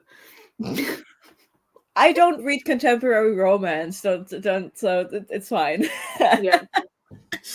But I've gotten rid of a lot of the just contemporary fiction that I own because I know I'm not going to read them. Yeah. That's why I said no when you sent me a photo of the stack, and I was like, nope. It's just not what I read. Yeah. It's like I got them because either it was very cheap at the Works, or it was like, oh, that cover looks cool. But it's contemporary, and I read contemporary romance. I don't read contemporary fiction. Like, there's a couple more actually that I'm looking at, and it was like, if we're talking contemporary as like a time setting, I read thrillers, and I read the odd urban fantasy, but I don't read contemporary romance if there's not another element to it, like if it's a dark romance or a monster. Like, I don't read naked contemporary romance. That's just not my vibe. Well, there's a book I read. It's called The Dead Romantics. It is contemporary romance, but she can see ghosts and he is a ghost. cute. I would read that. Like that is the kind of contemporary I would read. Like if there's another element of something else in there, I usually can be persuaded to read it. I'm not really picking those up for myself when I have to choose, but if someone else is like, hey, da da da da da, then I'm more inclined of actually picking shit up. But I rarely pick up a contemporary book for myself. Yeah, I'm just not that. I just know my genres. I had a phase like that, and I grew out of it, and that's that. Yeah, I know what genres I like. I am trying to get into thriller and horror, so I've gotten a couple more of those. But that book I was reading the other week, Whalefall, Castle of the Cursed. Yeah, I DNF'd that. Just because. Yeah, I'm also. Sorry, I DNF'd that because one, a lot of the language was a bit iffy. I know she wasn't English and she was writing in English, but also I just wasn't invested in the plot. Like something fucking happened to one of the main characters, and it ended on a cliffhanger. And was like, okay, okay, yeah. I'm also trying to expand my horizon in terms of genre.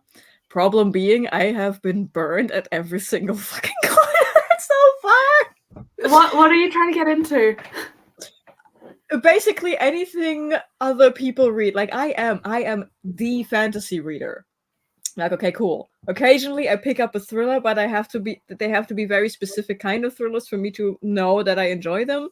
So I try to broaden my horizon a bit on that end, and I'm trying to get into horror. Yeah. So far, so good. Then I was like, okay, a lot of people I know, a lot of people I'm friends with, they read contemporary romance. So I picked up a contemporary romance. It was a Karen. So I picked up another contemporary romance. It was boring. What books are you? What books were those? The Karen one. I don't even know. The Karen one I DNF'd at like 16% or something. It was pitched as an enemies to lovers romance, an office romance thing. It was so bad. Was that the hate game? The hating game? No.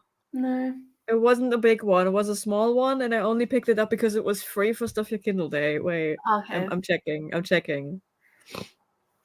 DNF'd books. Show me.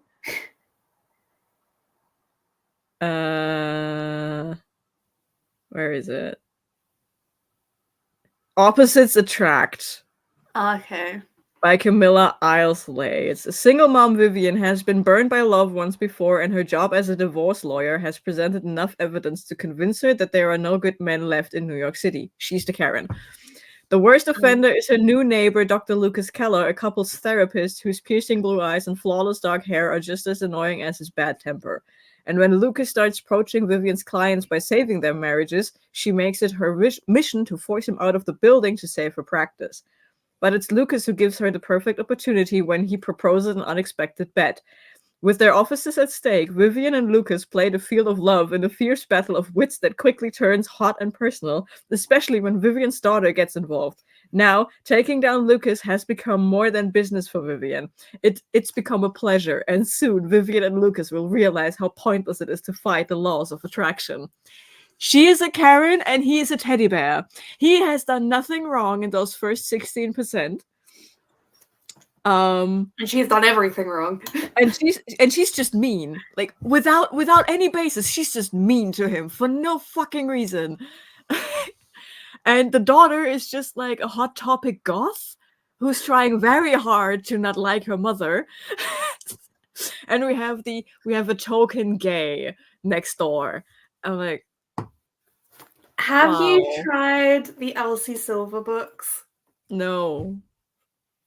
I really enjoyed those.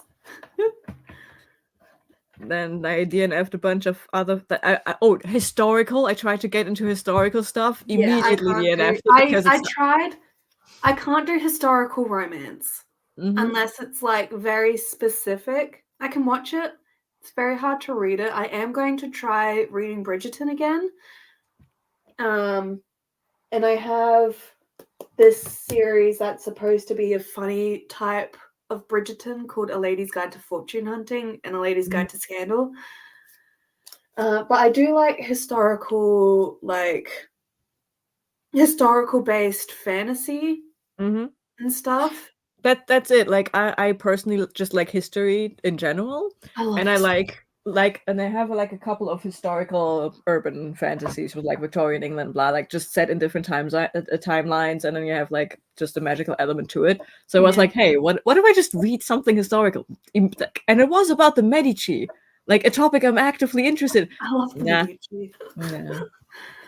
But that's like I read like 2 chapters, and it's like, oh boy, I have read historical textbooks that were less dry than this shit, and this is supposed to be a dramatization of it all.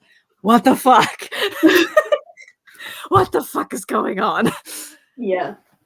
But yeah, so every time I try to expand my horizon, I get burned. I'm trying, but I get burned so much. Then I made a step into retellings that works, like The Lies We Sing to the Sea, A Song to Drown Rivers. It's like just stepping into a historical fantasy with like the retelling aspect of actual mythology from different mythologies. You know, Little Thieves is a retelling. Ich weiß, I know. I just answered in German. It's a Goose Girl retelling. Yeah, the thing is, the Goose Girl is not the famous fairy tale. No, it's not. Germany, I didn't hear it until I started reading Little Thieves. Yeah, so I don't know the original story of the Goose Girl, for example, but so dipping into retellings when it's like a fantasy-esque or a historical retelling, that seems to work out for me at the moment. You know, Throne of Glass is supposed to be a Cinderella retelling. Shut up! No, it's not. Because also you like no, just no. It started off as that when it was back on its fiction press days. Because it was started with the prompt, what if Cinderella was sent to kill the prince? That would have been such a good story to tell, though. Yeah, it would have, but yeah. It's like Snow White and the Huntsman, when Snow White is, or Snow White in Once Upon a Time, when she's just a fucking hunter herself. I love Once Upon a Time, bro. I love it too. Too bad we can't fit it in. You are going to love House. Emma Swan is a doctor there. I know, she's Cameron. Alison Cameron. I'm on season 2. I don't know, man. Again, the last time I watched Dr. House, it was coming out. Yeah, well, she's there since day 1. Okay. Yeah, what I'm also learning is that I'm growing out of YA. YA has to be a very specific kind of YA book for me to enjoy it. That's fair. But do like a good YA. But YA is just like growing out of it, you know? Yeah. I mean, very fair. You are 27. 28. 28. You need to update your TikTok then. Shush, I know. Forever 27. Yeah. I read a psychological horror in October, first ever horror, and wow, I ate it up, read in one sitting. Yeah, I did try. I read Carrie by Stephen King. That took a while to read. But I got this one I'm actually really excited to read. Heads Will Roll. Mainly because the cover looks amazing. How are you with body horror and stuff? Body horror, I'm fine with as long as it's not, I can't see it. So reading it's fine. Okay. As long as it's nothing to do with eyes or teeth. Okay. And how are you with stories that are confusing until almost the very end? I can do that. Okay. Then I want you to write down a recommendation. 13 stories, but not stories as in tellings, but stories as in stories of a building. Yep. By Jonathan Sims. Head Archivist of the Magnus Institute in London. Yes. Bro, I love the Magnus Archives. Yeah, and that the guy has written 2 books, and 13 Stories is the first one, and it is really good. And it's horror. I have a second book. Yes, I have a second book, Family Business, but I haven't read it yet. And 13 Stories actually reads like a bunch of mini episodes of the Magnus Archives, and in the end, like it's just a mini season of the Magnus Archives basically, and it's all centered in this one building. It's really cool. There's also some casual cannibalism in there, so we love some casual cannibalism. Yeah. I don't actually remember when I last read YA. Let me, because everything's been like adult or like mild adult. Let me just check my sheet. My last YA was Legendborn, and I did not like that. My last YA before that was Graceling. I DNF'd that.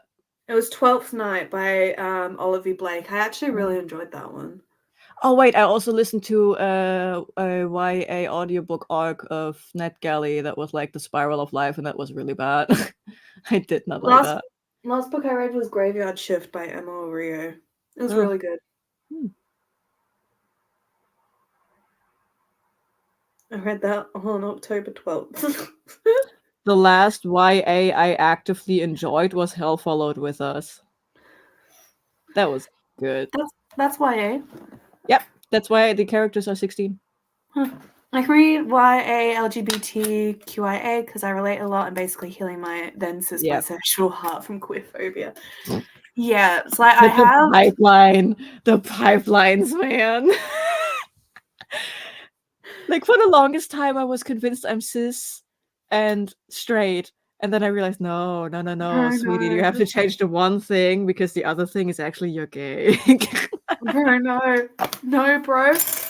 Like I grew up Mormon. Imagine how I was. Yeah. My last queer YA was Loves and Olives, and surprisingly, I really liked it. 500+ read in one day and made it 5 stars. That was a long YA book. Like, yeah, for YA, like YA over 400 is already a stretch. Yeah.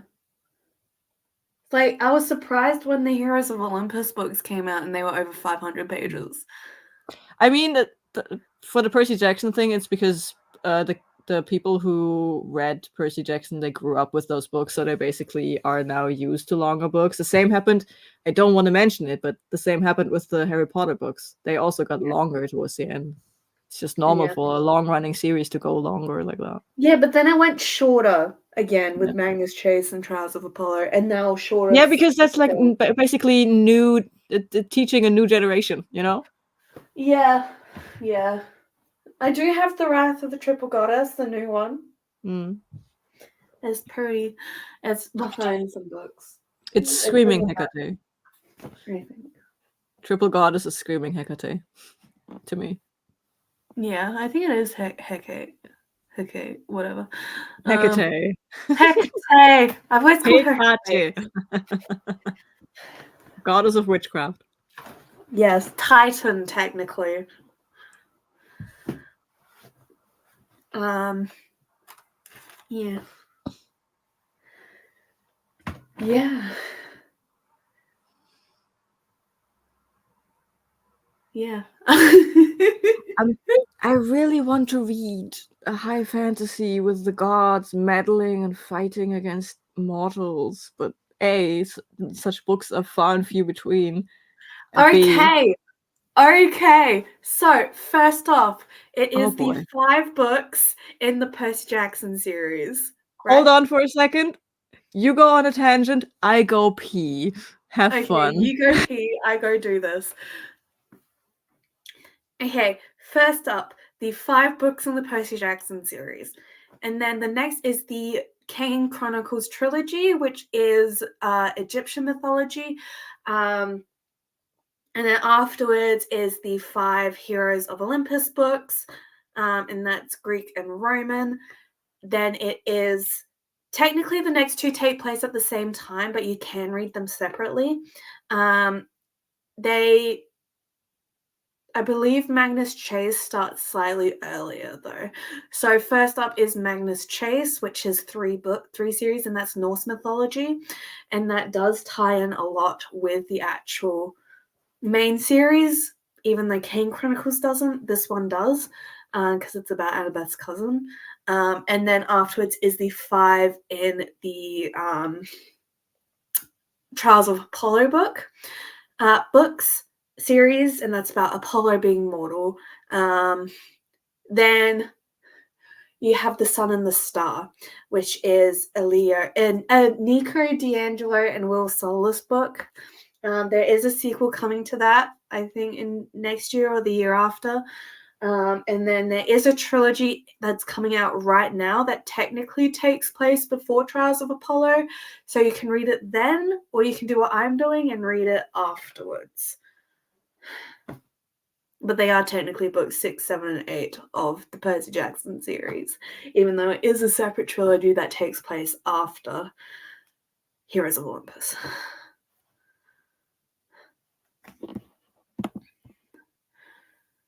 You done?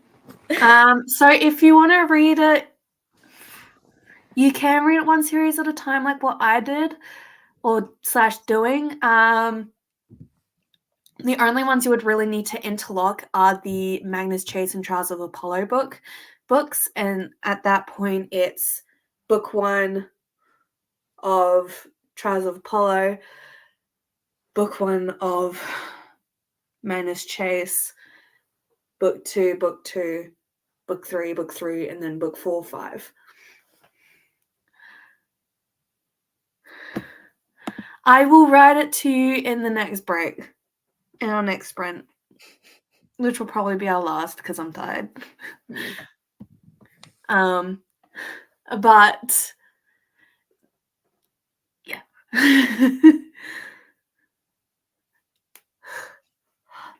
Now I'm done.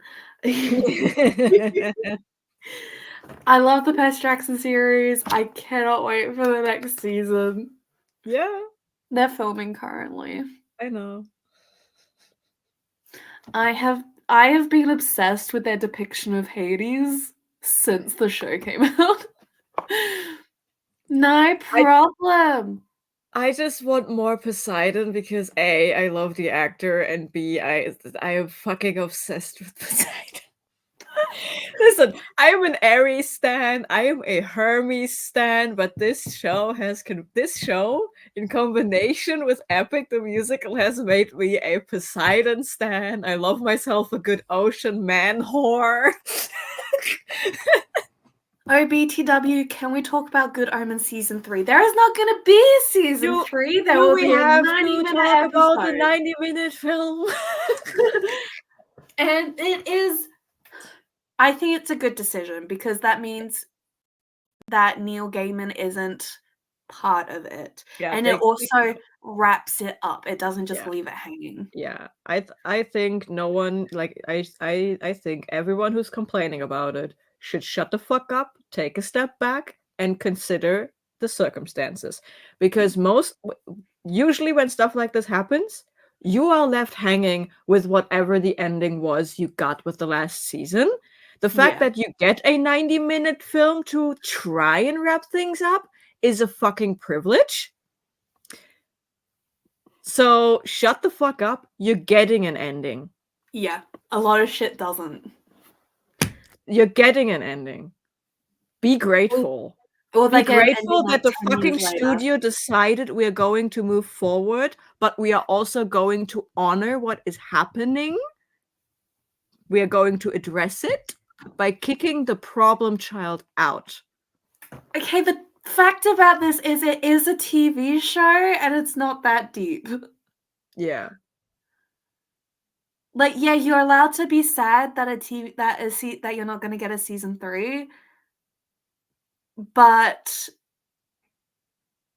like the dude was a predator. Yeah.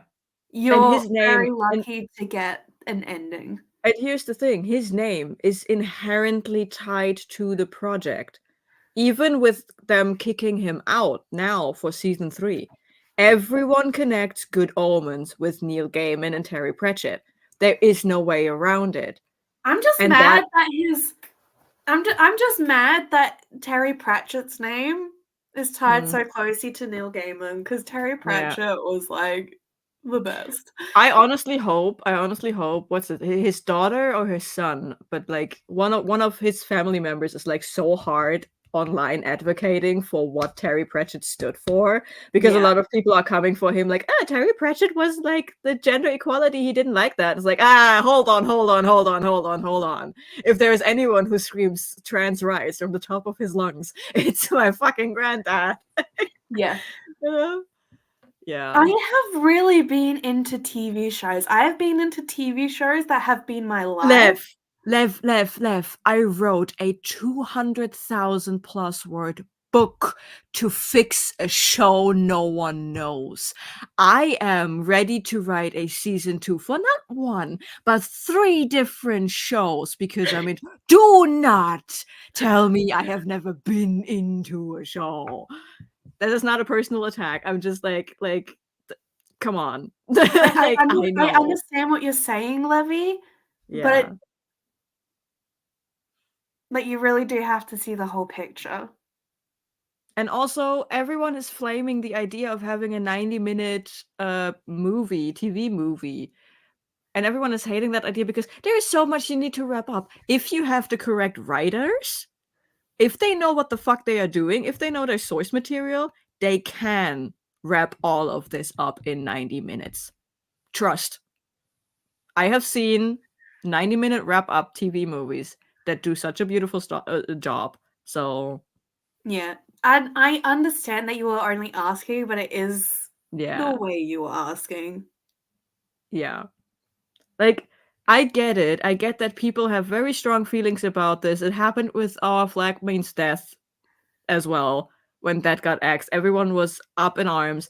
And I get that you really want a 3rd season. I get it. But I think, and that is my opinion, that getting a 90-minute film to close things out is the best case scenario. Absolutely. Because a lot of shows were axed after something like that. Or they plowed on, not addressing the issue in the room. And it just got worse and worse. Yes. So, yeah. I am glad I'm not complaining. I fully believe the writers and actors. Still, and it's allowed to hurt. It's like, I absolutely loved Chaos. That was cancelled. Yeah. Listen, I'm just as mad about what happened around Good Omens. I'm just as mad. I love the dynamic between David Tennant and Michael Sheen, and I love the dynamic of these characters. I like it. Neil Gaiman was one of my favorite, famous people, because he was very down to earth and on Tumblr. Yeah, and he seemed just like a genuine. Tumblr doesn't allow celebrities except Neil Gaiman and Misha Collins. Yeah. He just he genuinely seemed like just a nice dude. And Will Wheaton, that guy's everywhere. Yeah, Will Wheaton is Will Wheaton, but like Neil Gaiman just was. He was just a dude. He was just a nice dude, and then it turns out he's not a nice dude. That actually hurts me more than whatever is happening to Good Omens. Yeah. I am having a big side eye to what is going to happen with Sandman, because I am so about that. I loved that 1st season, and I will watch the 2nd season. Yeah, because that was all done before the allegations. Yeah, but like I am looking as to what is happening with Sandman. But also, Neil Gaiman was there on set for Good Omens, but not Sandman. Yeah. It's like he had his fingers deeper into Good Omens than he did Sandman. So Good Omens was always going to have more of an impact on him. Yeah, but the whole all of the queer shows being axed, that's a different issue. That's a studio issue. Yeah, that's a studio issue. That's a studio issue. That's not a single person who wrote the original source material. That is just studios being homophobic and the weird Hays Code and whatnot. Yeah, that's true. Yep. No. Yeah. I was it's fine to be upset. Yeah. But people are taking it way too far. Yeah. So especially with this, it's like, I know you're in pain. I know you're grieving. You are allowed to. But for fuck's sake, calm your tits. It's not that deep. It's a TV show. Yeah. It's like, oh yeah. What really infuriated me about the Neil Gaiman thing is that he literally, like, he didn't make any big statements, but the one statement he made, the first one's like, I have autism. I don't know shit. And I'm like, bruh, you did not. You did not just use that as your excuse, you fucking ass. That was the moment, like, I was like, okay, Neil. You are known as a good person. Make this right. Figure it out. And then he comes out with that. That was the moment he was done for me. That was the moment where I decided, no, you're dead to me. I did not see that statement. What the fuck? Yeah, no, but like he's like he like everyone came out and his excuse was, I have autism. I don't know how to read social cues in these kind of situations. That was legitimately his excuse. What the fuck? Yeah, and that was the moment where I was like, okay, no. Oops, I just killed my camera. Where'd you go? Jonah! I just killed my camera and I don't know why. Jonah! Hi, okay. I touched it. It didn't like that I touched it. Yeah. You know what? That's something fucking Elon Musk would say. Yeah. But like, you know, that is my point. Like, I actually actively had hope that Neil Gaiman is like, yes, I did that, and then he would start to own up to it. Yeah? Like the fucking person. But no, he came out with that excuse, and that was like, yep, I'm going to put you not right next to JK, but you are standing on the same shelf now. Have fun. Have fun. Like, yeah, but I'm very glad. I'm so glad that I never owned, like, I never bought anything Neil Gaiman. I wanted to get the new deluxe editions of the Sandman comics and stuff. I wanted to get into his books, but no. It happened right before I wanted to buy the books. I was like, okay, not spending money on that. I have a book of Terry Pratchett's unreleased works, and the foreword is by Neil Gaiman. Yeah. So it's the only thing I have that has Neil Gaiman's name. But with that, the money went to the Pratchett estate and not to Neil Gaiman. So that's only. I did have Coraline back in Australia, but that was like 3 years ago. Yeah, I have like a handful of books where he has like a review printed on the back or something, you know, so like a quick sentence or something. But other than that, I do not have anything that is Neil Gaiman related, and I'm very glad now. Yeah. Well, that's one of the things. Good men. Yeah, we can't have nice things. Yeah. Also, he completely missed the rich dude, woman who needs money issue. Like, they weren't completely on the same ground in terms of. Yeah, no. Wasn't she like 20 years younger than him? Yeah, like it was a position of power because she was a fan. It was a position of power because he had the money and she needed it. It was a position of power because of the age gap.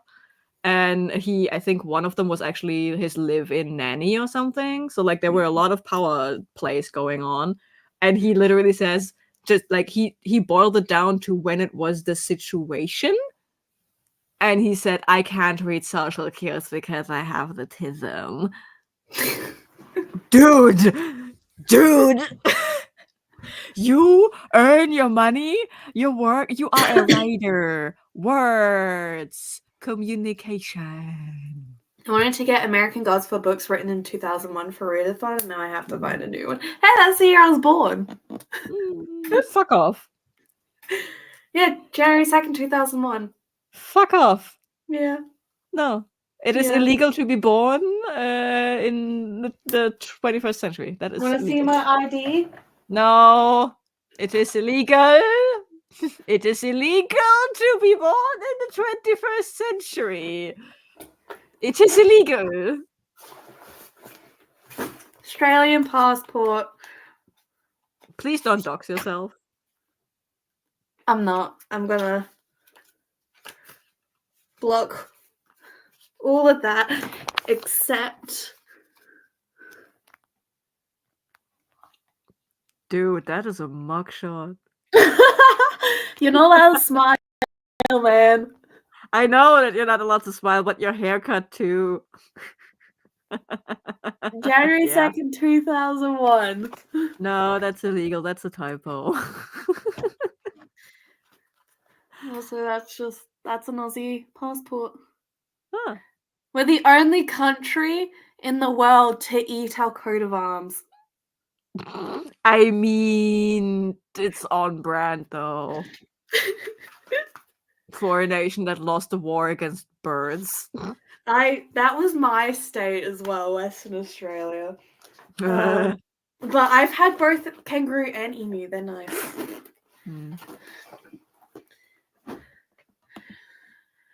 Saying the prompt was year published the year you were born. Okay. Oh, you're older than me. How dare you? I'm older than both of you.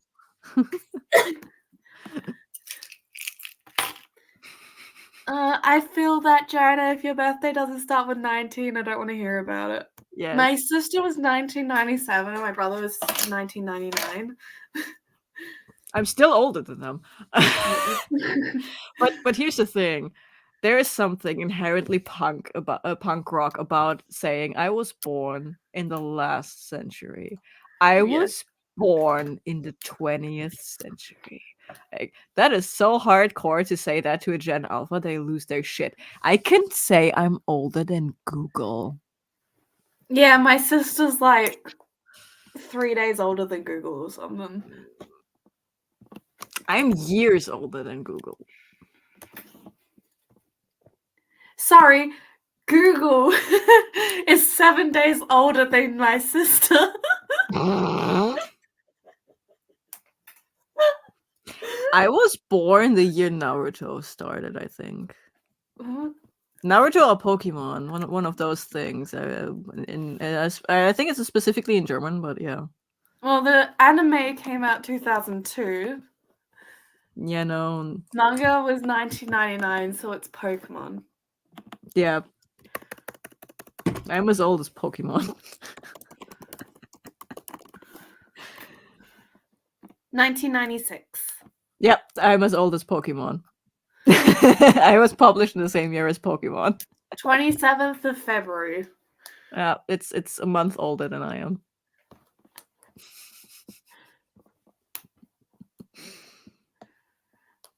You talk like my brother, and I make fun of him that he's almost 30. Listen, it is, for some reason, it became a running joke for my younger sibling. They are 9 years younger than me, and it's a running joke that they are calling me a grandpa, even though most people in our collective circle are older than me.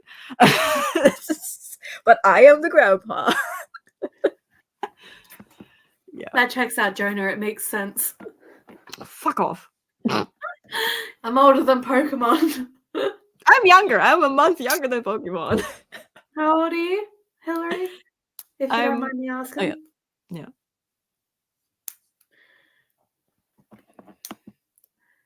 Yeah, same with my brother.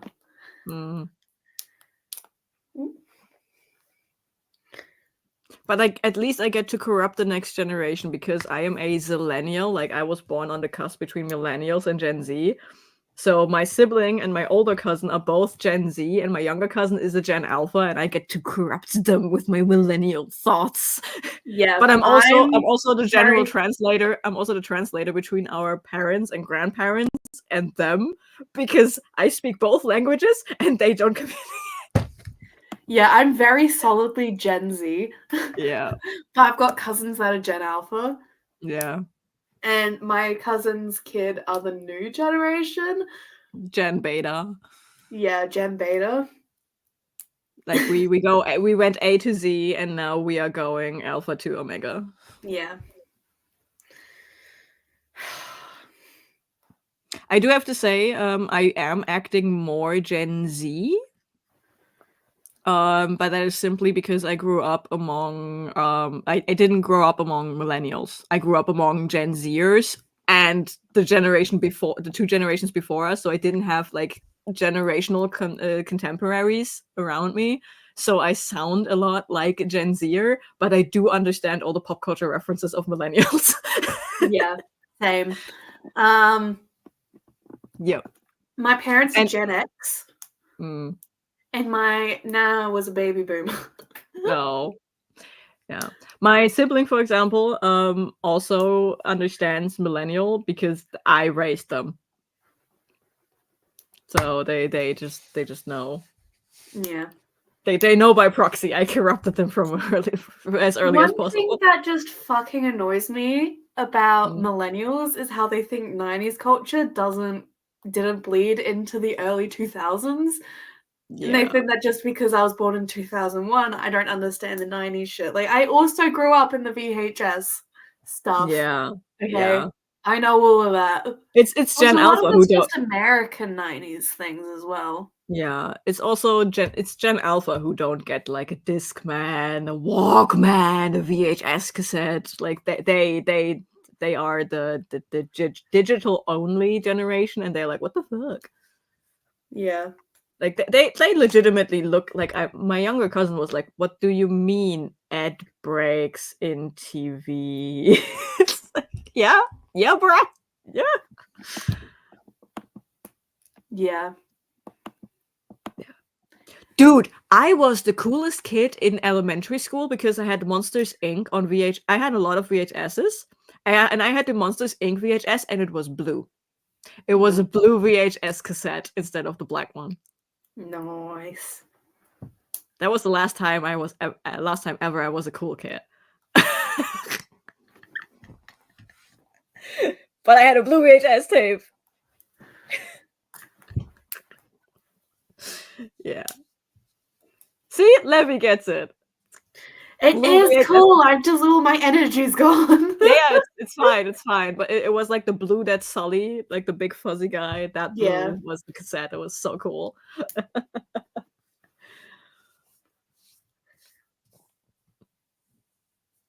Okay.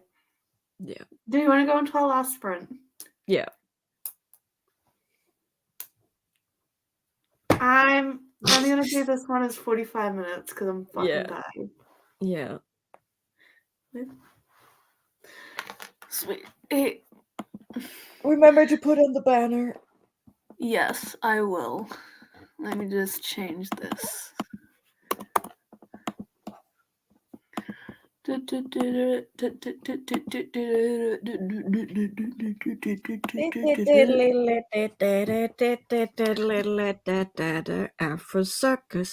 circus, Bogala circus.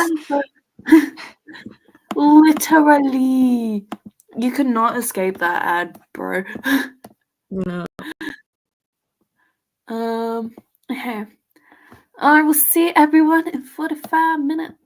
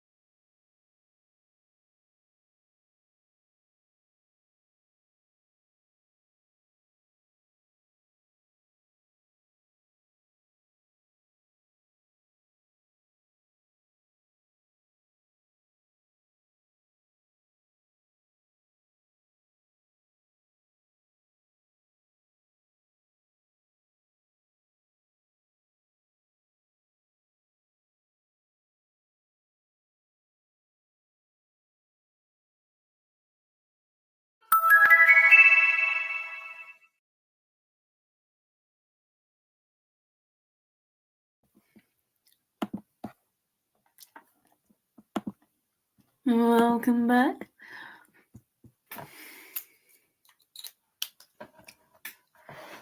Jonah? Jonah?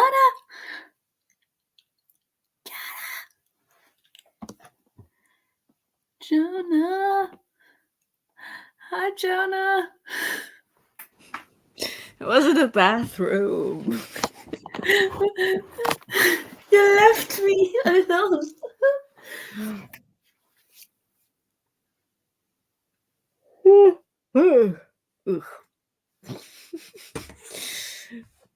Hi. Hi. Hi. So I'm going to try and wrap this up because Yes. I got to go into Edinburgh to pick up a book. Okay. I have a massive headache at this point. I'm this close to checking out. So have you taken some meds? Not yet, but that is about to be my next step. So yes, do it now. I'm not going to take drugs on camera. Then turn the camera off. You can scream at me again for leaving me alone. Well, I'll know why you're gone this time. It's fine. Rita popped in. Hello, Rita. So I finished the chapter, and halfway through an episode of House, and I had something to eat. Nice. I was a bed burrito and watching hair care drama. Nice. Of people bleaching the hair and scalp off of their clients. Yeah. And Botox gone bad. Oh shit. It's not Brad Mondo, is it? No. It's just in general, just the people who wanted to make a quick buck over the panini with like literally doing Botox in their garage, because apparently you only need like 1 day of training to inject Botox, a neurotoxin, into people's faces. That's so gross. Yeah. Well, bye, Levy. We're about to leave as well. Nah, you did not offend anyone, Levy. It's fine. It's fine. We got a little heated, but that's fine. Yeah. But I would actually call that a constructive discussion and not just flaming anyone. Like, yes, everyone is entitled to their opinion. Just Absolutely. be open to hear the opinion of others as well. Yes, even if the opinion is wrong. Yes. It's not. I wouldn't say it's wrong. It's in this specific case, there was no wrong opinion. It was just. I was making a joke. Yeah, I know. Yeah. James, could you please send me the order? Oh, yes. Yes. I forgot to, because of course I did. Do it right now. Okay. But yeah. My plan is to turn into a bed burrito again, and I don't know, maybe watch some originals or something. Still trying to find something that will stop the ache in my heart. Maybe I'm just going to listen to the Vengeance Saga for another 5 hours. That is completely fine. I know. Nice. Cheers. Trials of Apollo. The Sun and the Star. And then Percy Jackson Part 2. Sent. Bye. Bye. Go eat. Yeah. It has been sent now. Yeah. Okay. Okay, well, that's me now done. Have fun picking up your book. Yeah. You're gonna be alone next Saturday again. That's fine. My cousins demand more Dungeons and Dragons, and who am I to say no to them? Absolutely. You know, I always end up sick on the weekends you're gone. See, it all works out. I'm sorry that you are sick, but it all works out. Okay, I guess I'm warning you that next Saturday you will be sick. Please no, I have my readathon. I'm sorry. Yeah. Okay. Actually, let's see what time that bookshop closes. Because then I'll pick it up on Tuesday instead.